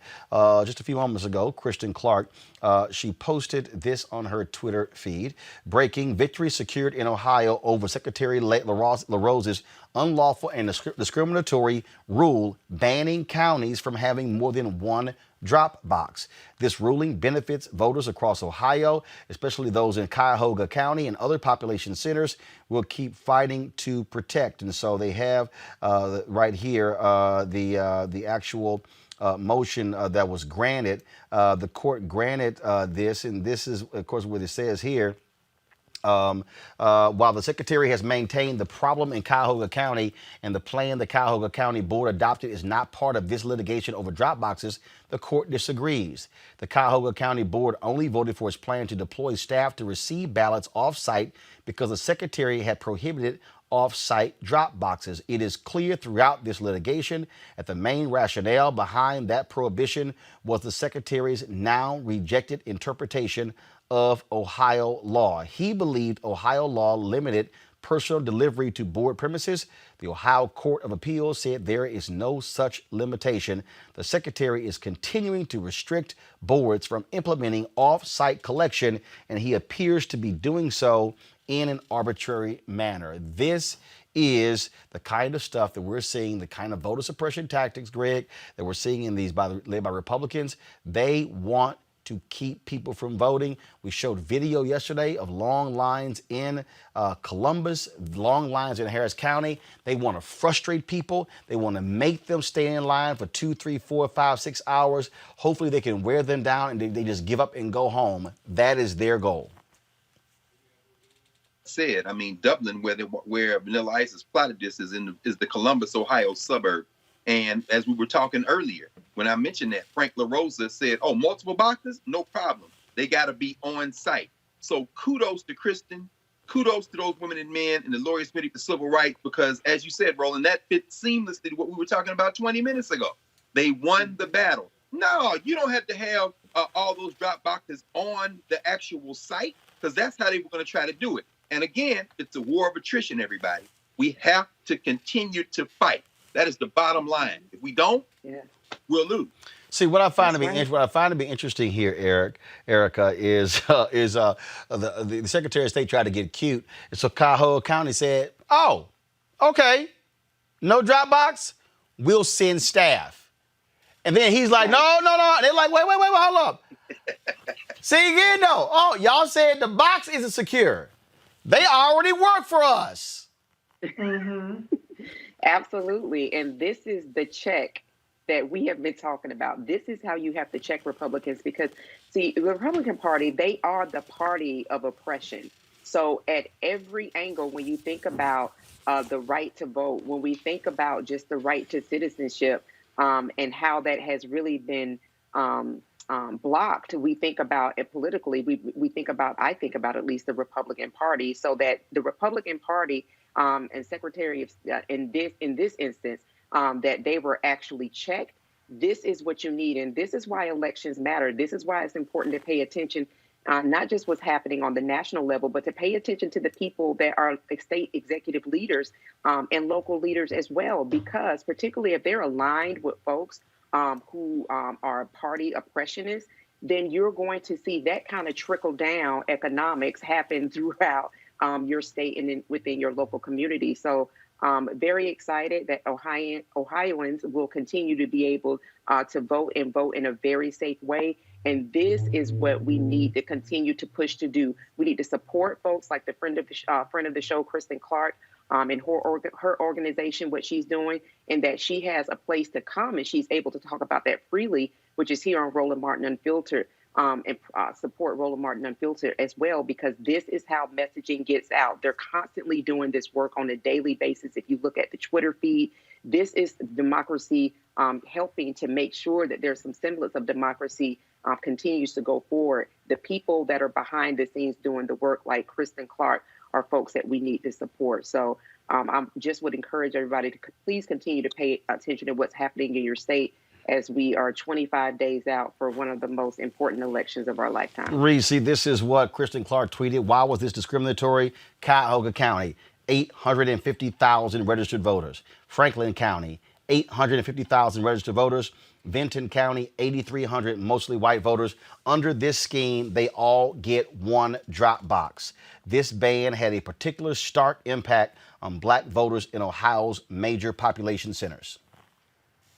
Right. I mean, and that's the point. They do not win without voter suppression. I also want to shout out, though, Sherilyn Eiffel of the NAACP Legal Defense Fund. One of the things that I've been doing, and I don't contribute a lot, but $5, $10 here and there to these organizations that are on the forefront. I know that you have ACLU and things like that, but we need to also make sure that we're supporting primarily Black-oriented legal organizations and civil rights organizations, because they are on the front lines of these very important fights. And we have to make sure that we're staying on top of it. Again, when it goes back to the curation and the algorithms, make sure you're following Kristen Clark, make sure you're following Sherilyn Eiffel, make sure you're following the NAACP Legal Defense Funds, because these things might not be reported on your local news. We know we have Sinclair Broadcasting, which is owned by Republicans, which is not necessarily invested in getting this information out. So we have to make sure that we're armed with as much information. We have to have a voting plan, A, B, C, and D. And this election is going to be heavily tilted with absentee ballots. And so the way that people make sure they have the right postage in how they return it, or if they have a drop box to return it, whichever method that you use, make sure that you're planning for it and that you're staying on top of what your options are. And while things are good, when you're winning a ruling like this, get out to that drop box, because these rules kind of go back and volley back and forth depending on which next court challenges it. So make sure that while things are good, if signature requirements are going away, like in South Carolina, then they come back. If drop boxes go away and come back, take advantage of it when it's happening at that time, because it's only going to be even more of an intense fight all the way up to November. All right, folks, Princeton University will rename a building that was named for Woodrow Wilson, the U.S. president who imposed segregation on the federal government in the lead up to World War I, with that of a black graduate, Melody Hobson. She, of course, has made a sizable donation for the new construction of the building. Hobson is the co-chief executive of Ariel Investments, the first black-owned investment firm, actually a mutual fund. The money, which is coming from Ms. Hobson personally and from the Hobson Lucas Family Foundation. Her husband is, of course, producer, director George Lucas. It will create the Hobson College, which will replace a dormitory complex known until this summer as Wilson College. The reality, Greg, Woodrow Wilson was one of the most violent racists we've ever had in the White House. He, of course, came after that racist Herbert Hoover was in the White House. We've had numerous racists that have served in the United States in the White House, serving as president, including the current occupant. But I'm glad to see the pressure that was brought to bear there at Princeton to take down all of these living symbols to these racists and white supremacists. Of course, the other folks was like, oh no, we should leave these things up because no, damn that. Okay, what this man did, especially by showing Birth of a Nation in the White House, he deserves to lose any and all honors. Oh, no question. Well, if we're going on who deserves and who don't deserve, I mean, we talking about Harvey Weinstein today. Thomas Jefferson's name need to come down off everything. And while we at it, let's go get George Washington. And that's what they're scared of. But guess what? That awful day, as they say in the church, will certainly come. All them names coming at some point. It may take us 50 more years. But, really, respect to Melody Hobson, to her husband, George Lucas, to the Hobson and the Hobson Lucas Foundation, and to Melody Hobson. That's a big deal at a place like Princeton. I spent a lot of time in that little college town. My buddies Eddie Glaude and Monty Perry on the faculty there in African American Studies. Woodrow Wilson, who was president of Princeton, I think from 1902 to 1910, 8 years. Wilson was a real racist, and Princeton was known as the Southern Idol. you know, when you read Craig Stephen Wilder's book, Ebony and Ivy, this is the place where when James Madison went there, he brought the African he had captive, and they had rooms for the enslaved Africans, for the boys from the South, what used to be an all-male school, to come to Princeton. So for Melanie Hobson to have not just her name on a building, but to literally be building from the ground up what will become Hobson College. Look, Michelle Obama ain't got no name on a building at Princeton, and she went to Princeton. Sonia Sotomayor ain't got no name on a building at Princeton. This is a true paradigm shift for the one-time Southern Ivy League school called Princeton. Money, money, money. Yes, sir. Absolutely. Folks, of course, we lost another one of our black entertainers, Johnny Nash, from Houston, best known for his 1972 hit, I Can See Clearly Now, passed away on Tuesday morning at the age of 80. The reggae and pop music singer-songwriter died from natural causes at his home in H-Town, according to his son, John Nash. Nash began his career as a pop singer in the 1950s and 1960s. He and his partner formed JAD Records, and while living in Jamaica, the pair signed Bob Marley and other members of the group, the Wailers. I Can See Clearly Now, the hit number one on the Billboard Hot 100 on November 4th, 1972, and stayed in the top spot for 4 weeks. According to Billboard, the song returned to the Billboard charts when it was recorded by Jamaican reggae star Jimmy Cliff for the 1993 Cool Runnings movie soundtrack. According to his website, Nash was one of the first non-Jamaican singers to record reggae music in Kingston, Jamaica. In addition to his son, John, he's survived by his daughter, Monica, and wife, Carly Nash. They are certainly in our thoughts and prayers. All right, y'all, going to a quick break. When we back, final segment on Roland Martin Unfiltered.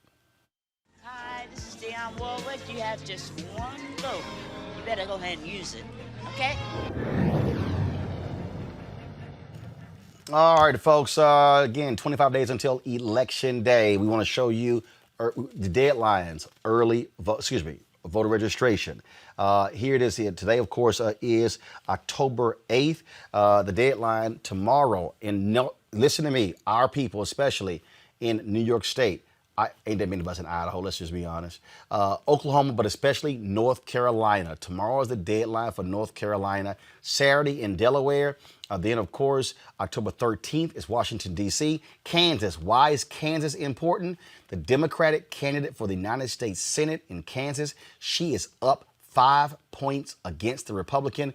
Trust me, Reese, Democrats will be shocked if they could pick up a Senate seat in Kansas. Folks, Minnesota is crucial. Lots of races there in rural Minnesota. Donald Trump thinks that they can win Minnesota. So you have, that's why he spent so many time going to rallies there. You got New Jersey, Oregon, Virginia, and West Virginia. Virginia is critical because you've got some key races there. Cameron Webb, Dr. Cameron Webb, Greg, an alpha brother of ours, could be elected to the United States Congress from that particular state as well. And so those deadlines are coming up. In Wisconsin, October 14th, all of our folks in Milwaukee, there. Be sure to get registered.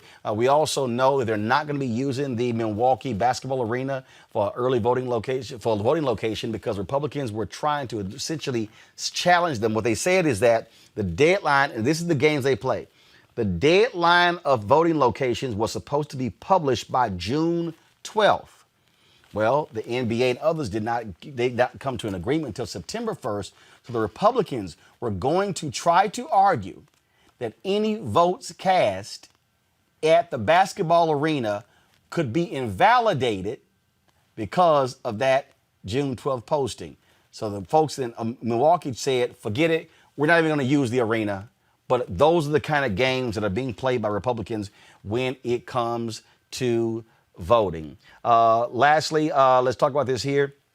Erica, Donald Trump was on Fox and Friends whining and complaining. The debate commission said because of coronavirus that they were not going to have a debate. They were going to make it a virtual, in-person debate. They were going to make it a virtual debate. Well, Donald Trump, bitched him on saying, well, I don't want to do that. I might as well not stay at home. And so then the Biden campaign said, fine, we're going to sit here, move the debates to October 22nd and 29th. And then Trump said, fine, we can do that. And Biden camp said, the hell with that. Final debate is October 22nd. They've already agreed with ABC News to hold a town hall on October 15th to air that night. But here's what's interesting. All of a sudden, Donald Trump, now his doctor comes out, okay, and drops this statement here, his memorandum from the president's physician, saying in terms of what his condition is. This is from Sean Conley.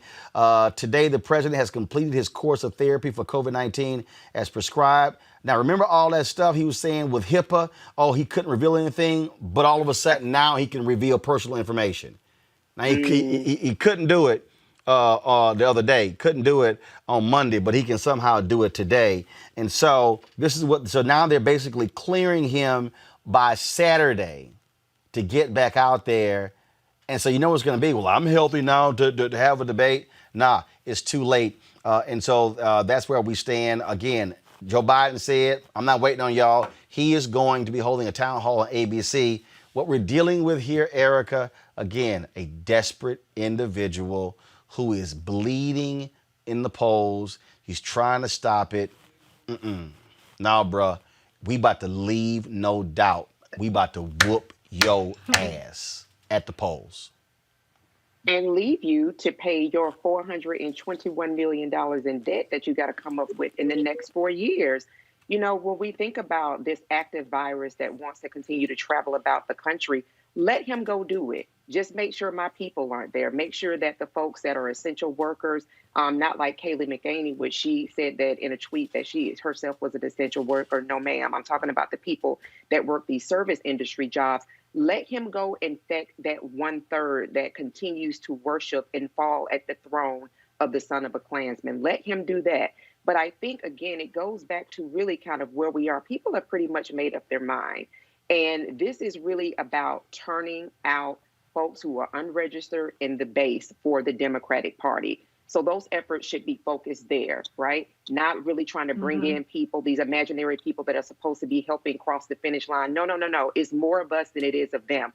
Focus on those groups. And I think that Reese mentioned this in one of her tweets, talking about, protect Senator Harris at all costs, so that to the extent that Senator Harris nor former Vice President Joe Biden do not have to be around mediocre Mike or the son of a Klansman or anybody that's within that orbit of infection, to please, in fact, do that and just really concentrate and buckle down on talking and connecting to people that are really suffering all of us dearly under this leadership and these multitude of crises. Also, your thoughts on that, Reese, but also last night, 58 million, second most watched vice presidential debate in U.S. history, only behind the 69 million that watched in 2008 with Joe Biden and Sarah Palin. It's the Kamala effect. And, a lot of the pod bros and the white bro checks on Twitter like to say how nobody's going to remember it. Hell no. This is a historic night, and Senator Kamala Harris showed that Black women are competent and ready to take their seat at the table. So it was absolutely memorable, and people wanted to see that she delivered. She's the overwhelming winner in all of the polling that I've seen. But to the other point about, first of all, we can't trust anything that this doctor says, because this is the same doctor that released a physical report on Donald Trump in the summer that said that he took hydroxychloroquine for 2 weeks to prevent COVID. So he has no credibility. No credibility whatsoever. I don't even know if I believe that he's taking the drugs that he says he's taking, because he has financial stake in it and he's touting it as a miracle drug. So he is not a person that should be believed independently. Nothing that this White House administration does is anything more than propaganda. Even with the whole, them asking the CDC Director Robert Redfield to sign off on Mike Pence, what the CDC said is, we consulted with Mike Pence's doctor, and we basically took their word for everything that they said. So what Donald Trump is right now is desperate. They're bleeding money. They're canceling ad buys in Ohio and Iowa and other states that he needs to win, because they are significantly behind in the money race. Washington Post has an article out tonight that Republicans are starting to distance themselves from Donald Trump. these Republicans are going to switch gears and put their money towards these Senate seats, like in Kansas, like in Alaska, where the Democrat there is gaining, and all across the country. And they're going to write off Donald Trump. So he is desperate to get back out there. And truthfully, he's completely idiotic to have turned down an opportunity to talk to 50 million people, even though we know he will lose the debate again, because he doesn't have the money to compete on the airwaves. So that's why we see this big rush for Donald Trump to try to get back out there again. He's a narcissist, but he needs the exposure because he's not going to win the money race and the ad race. Greg, final thoughts on again, where we are, state of this race, and the sheer desperation of Donald Trump. Republicans, man, they look like rats scurrying left and right because they see what is happening. They look at these numbers. Raphael Warnock, now in the race with Kelly Loeffler, tops both her and Doug Collins, meaning that goes to a runoff. It's going to be him versus Loeffler or Collins. Then you talk about Cal Cunningham, up 5 points in North Carolina. The Republican Democrat up 5 points in Kansas. Mark Kelly is up 12 points in Arizona. You have the Democrat who's running against John Cornyn down 1, 47-46. You have the woman who's running against Susan Collins, Sarah Gideon. She is up 7 or 8 points. You got the woman, I can't remember her name, who's running against Joni Ernst. She's up 12 against Ernst in Iowa. And so Democrats could very well be in the Ossoff Purdue race in Georgia has flipped. Ossoff is now on top there as well. Again, I tell everybody as well, polls are not votes.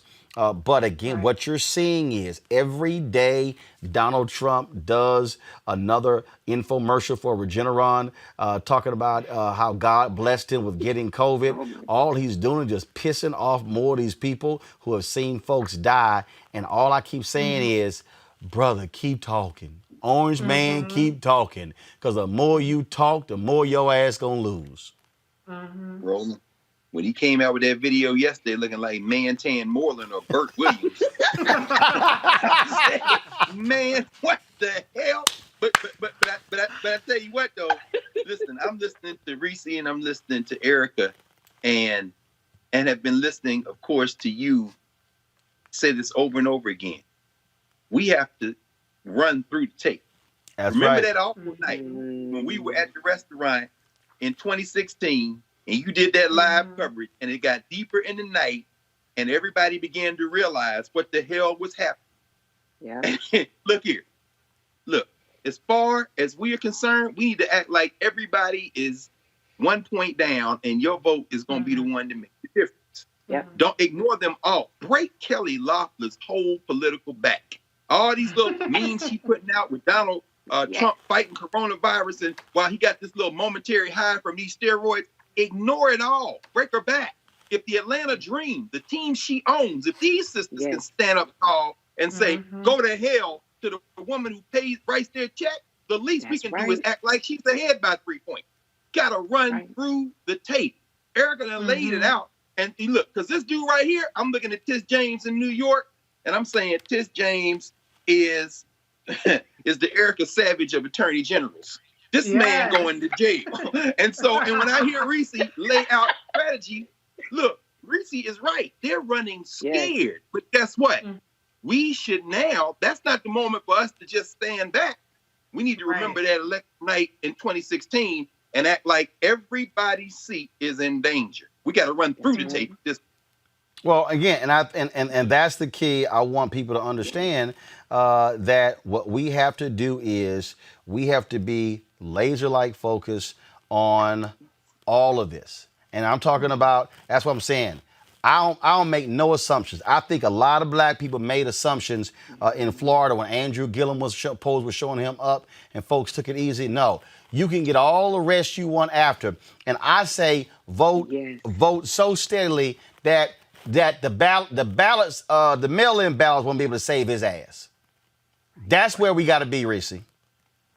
Absolutely. I mean, I think personally, I do think it's going to be a blowout, but I said earlier today on the Clay Kane show, listen, I'm confident, but I'm not complacent. We have to, as Dr. Carr said, and I'm glad he said it first, so I don't have to steal from him. break their political backs. Okay, Yeah. that is our only option. A lot of these absentee ballots are going to be the first ballots that come in. These early votes are going to be the first ballots that come in. It's changed to where before the absentee ballots were counted last, or they were counted the same night as election night. And a lot of places, these are going to be, we're going to know the tallies the second that the polls close. And so we have to get our votes in. We have to vote properly. Black people, we are just as intelligent as white people. So there's no reason why our ballots are getting rejected four times more for user error, things like signatures and things like that. They're looking for anything, so we have to be very thorough in what we're doing so that our votes count. If we do that, then we'll win, and we'll win big, and we'll win unequivocally, and we won't have to be talking about how the election was stolen from voter suppression because Black voters had a higher rejection rate. Let's do everything that we can in our power to make sure that our votes count. Y'all remember this scene from Remember the Titans? I've been telling y'all. You brought us here, coach. Run it up, Herman. Leave no doubt. Run it up, Herman. Leave no doubt. That's what I've been telling y'all. Hashtag leave no doubt. You know, since Orange Man dropped this little video, I had to go ahead. Matter of fact, he ain't even orange anymore. He burnt orange. He let the University of Texas colors. He burnt orange. And he burnt orange. And so It really is. And so the Lincoln Project dropped another video, and they had to go ahead and reach back to all them crazy white conservative evangelicals who were praying for Trump. Y'all ready for this? Please. I execute judgment on you, COVID-19. I caught it. Anybody in here a person of faith?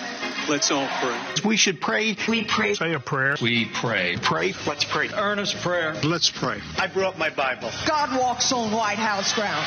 You need to send in that $3,000, $35,000, $100,000 check. You're going to write your checks to Paula White Ministry. In the name of Jesus. I don't do a lot of things that are bad. Let pride fall. Try and do nothing that's bad. Let pride fall. I don't like to have to ask for forgiveness. Absolutely, and hallelujah. Every life brings love into this world. We command all satanic pregnancies to miscarry right now. Woe to the nation that calls evil good. So, I think this was a blessing from God. And calls good evil.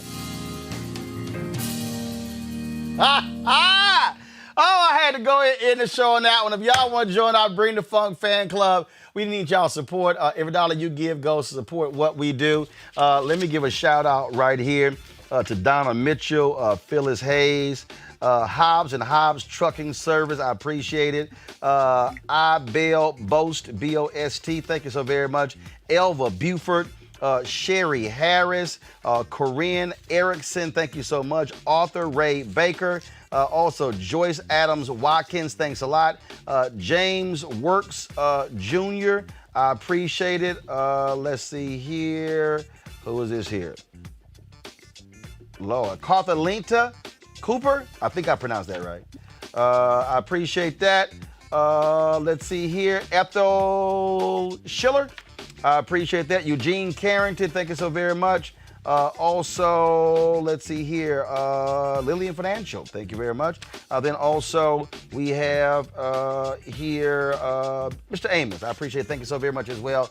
Folks support, of course, Cash App, $RM Unfiltered, PayPal.me, PayPal.me/R Martin Unfiltered, Venmo.com is /RM Unfiltered. You can also send a money order to New Vision Media, NU Vision Media, Inc., 1625 K Street Northwest, Suite 400, Washington, D.C., 2006. And I have a few more names. Byron Edmond, Caribbean Giving Incorporated, Clifford Jones, Danielle LaRoche, Deborah Roney, Diva Empowered Magazine, Ebony Gully, Ed Harton, Joan Warren, Johnny Whitty, Kenneth Shaw, Leonard Chisholm, Leslie Ward, Lewis Jones, Madison Media Management LLC, Mavis Knight, Michael Smith, Michelle Mallory, Mitchell Brown, Oliver Huggins, Oslo Inc., Rosalind Williams Scott, Samuel Hooker, Sandra Dickey, Teresa Miller, Travis Everett, Ursula Hamilton, Vanessa Howard, Vanessa Mayers. And I think I got one more list. Hold on. Let's see. I know Keenan sent it to me. Yes, here we go. A. Caraway, Alfred Dean, Alfred Searles Jr., Alan Patterson, Alvin Young, Anthony Terry, Antoinette Watson, Arnold Hogue. Those of you who are watching, of course, on YouTube, y'all can give right there. Avis Taylor, Bafimi Silver, Barry Ward, Betty Saucer, Bridget Washington, Bruce McAllister, C&G Dental Studio, Carmen Keeling, Celia Ingham, Claudia Cream, Cynthia Williams, Dana Johnson, Daniel LaRoche, Darren Kelly, Dolores Stalling, Dina Bowen, Denise Hamio, Diva Empire Magazine, Don Scott, Donna Josie, Priscilla Smith as well. Let's see here. Ebony Gully, Ernest Mims, Eugenia Williams, Eula Patrice Wright, Gloria Farlow, Gwendolyn Getty, Hugh York, Jay Hubbard, Janet Nelson, Janice Brooks, Jean Stewart, Jeffrey Loving, Jeffrey Scrivener, Johnny Whitty, Juanita Fusilier, Juanita Sherwood, Kay Lambert, Karen Whitley, Kashonda Norman, Kathy Dean, Ken Freeman, Kenneth Capers, Kenneth Drayton, Kevin Brown, Kevin Perry, Christina Elliott, Larita Jones, Leonard Chisholm, Leslie Ward, Lucille Santos, Marilyn Bell, Mark Rawls, Marsha Stewart, Marshall Morrison, Maurice Perry, Melanie Tittle, Michael Newkirk, Michael Smith, Michael Williams, Michelle Laylor, Michelle Mallory, Mr. and Mrs. Earl Faulkner, Oting Wallaboa, Pamela Webb, Pamela Williams, Pat McQueen, Peggy Voss, Ray, Renee Green, Renita Taylor, Robert Bradford, Robert Perrill II, Rochelle Jordan, Ronald Miles, Rondul Tice, Ronnie West, Sanders Family Trust, Sandra Dickey, Cheryl Dugan, Sharon Franklin Brown, Sharon Slayton, Shavar Jeffries, Shondamel Day, Silas Kearns, Stacy Bright, Sylvia Lawhern, Tammy Murphy, Tanya Rambert, Tessra Lawson, The Art of Poncho, Thomas Quick, Tony Lund, Travis Everett, Troy Boyd, Vanessa Howard, Vanessa Mayers, Walter Brooks, William Hardison, Young Express, AL LLC. All of those folks make it possible. We had a great post-debate night conversation last night. Y'all, this is why your dollars matter. Support what we do, because we are about producing Facebook original damn content. That speaks to our audience. That's what we're doing. And so, of course, we have great panels, great conversation. This is about informing our people. Information is power. And let me be real clear. You've heard me say this. You can go pull the panel back up, Anthony. This is the thing I need y'all to understand. We have enough damn entertainment in Black America. Ooh, we are great. Entertaining ourselves to death. Okay? Yes, Tony Lanez, his ass got charged today for shooting Megan Thee Stallion. Got it. Tory, well, the fuck, I don't see right there. So when my Chelsea goes Tory, I don't know. I don't give a damn about his name. Tory, Tony, I don't give a shit. What I'm trying to say is this here. We got enough damn entertainment. And what I'm sick of, and I have nothing against my black entertainers. I know many of them, but I'm sick and tired of black networks thinking and black websites thinking that the only way you can present information is if you have celebrities who are filling up most of the seats. All right? Greg, Reese, Erica, they ain't no singers, they ain't no dancers, they ain't playing no instruments, they ain't here to sell no records, no movie coming out. And again, nothing against them. But black people, we can educate our people without being so focused on saying it has to be entertainers. Right. And it drives me crazy when I see these black networks, and that's what they do. Oh no, we can't do a news special, can't do anything unless we have some entertainers. Because what we're saying is, if we don't have black folks who can dance and who can sing, then black folks not gonna wanna watch. That's a lie. Right. We're proving it every single day. Our numbers are growing every single day. So the dollars that you give go to support everything that we do with this show. We're going to have a post-debate. First of all, there's no debate next week. But that final debate, October 22nd, we're going to be here. And we are planning a major election night coverage. And I'm not going to announce it yet, but our entire election night coverage is going to be simulcast on a radio network. All 8 hours. See, that's what happens when you own your shit. You're not having to ask somebody else, please, pretty please, can we do this? And so, we are about controlling the message, presenting our people. We're going to have the best covers that night. Y'all might as well go ahead and plan it. I want y'all to tell all your family, do what Greg did if they family get together last time they got together last year. Teach all your uncles and your aunts and your grandmother and your grandfather and your mamas and daddies how to pull the show up, how to put it on a big screen. You don't want them to sit. They don't want to sit around watching their phone. Show them how to put the show on a big screen. They ain't got to watch CNN and MSNBC and ABC and CBS and Fox News. We are going to have real, authentic, black discussion on election night, and nobody else is going to come close. And when I say nobody else, that includes every black network, other black websites, other black newspapers and black magazines. Nobody's going to do what we do. Trust me, y'all do not want to miss it. And yes, I'm going to have a black caterer there that night with some pound cake and not the pound cake.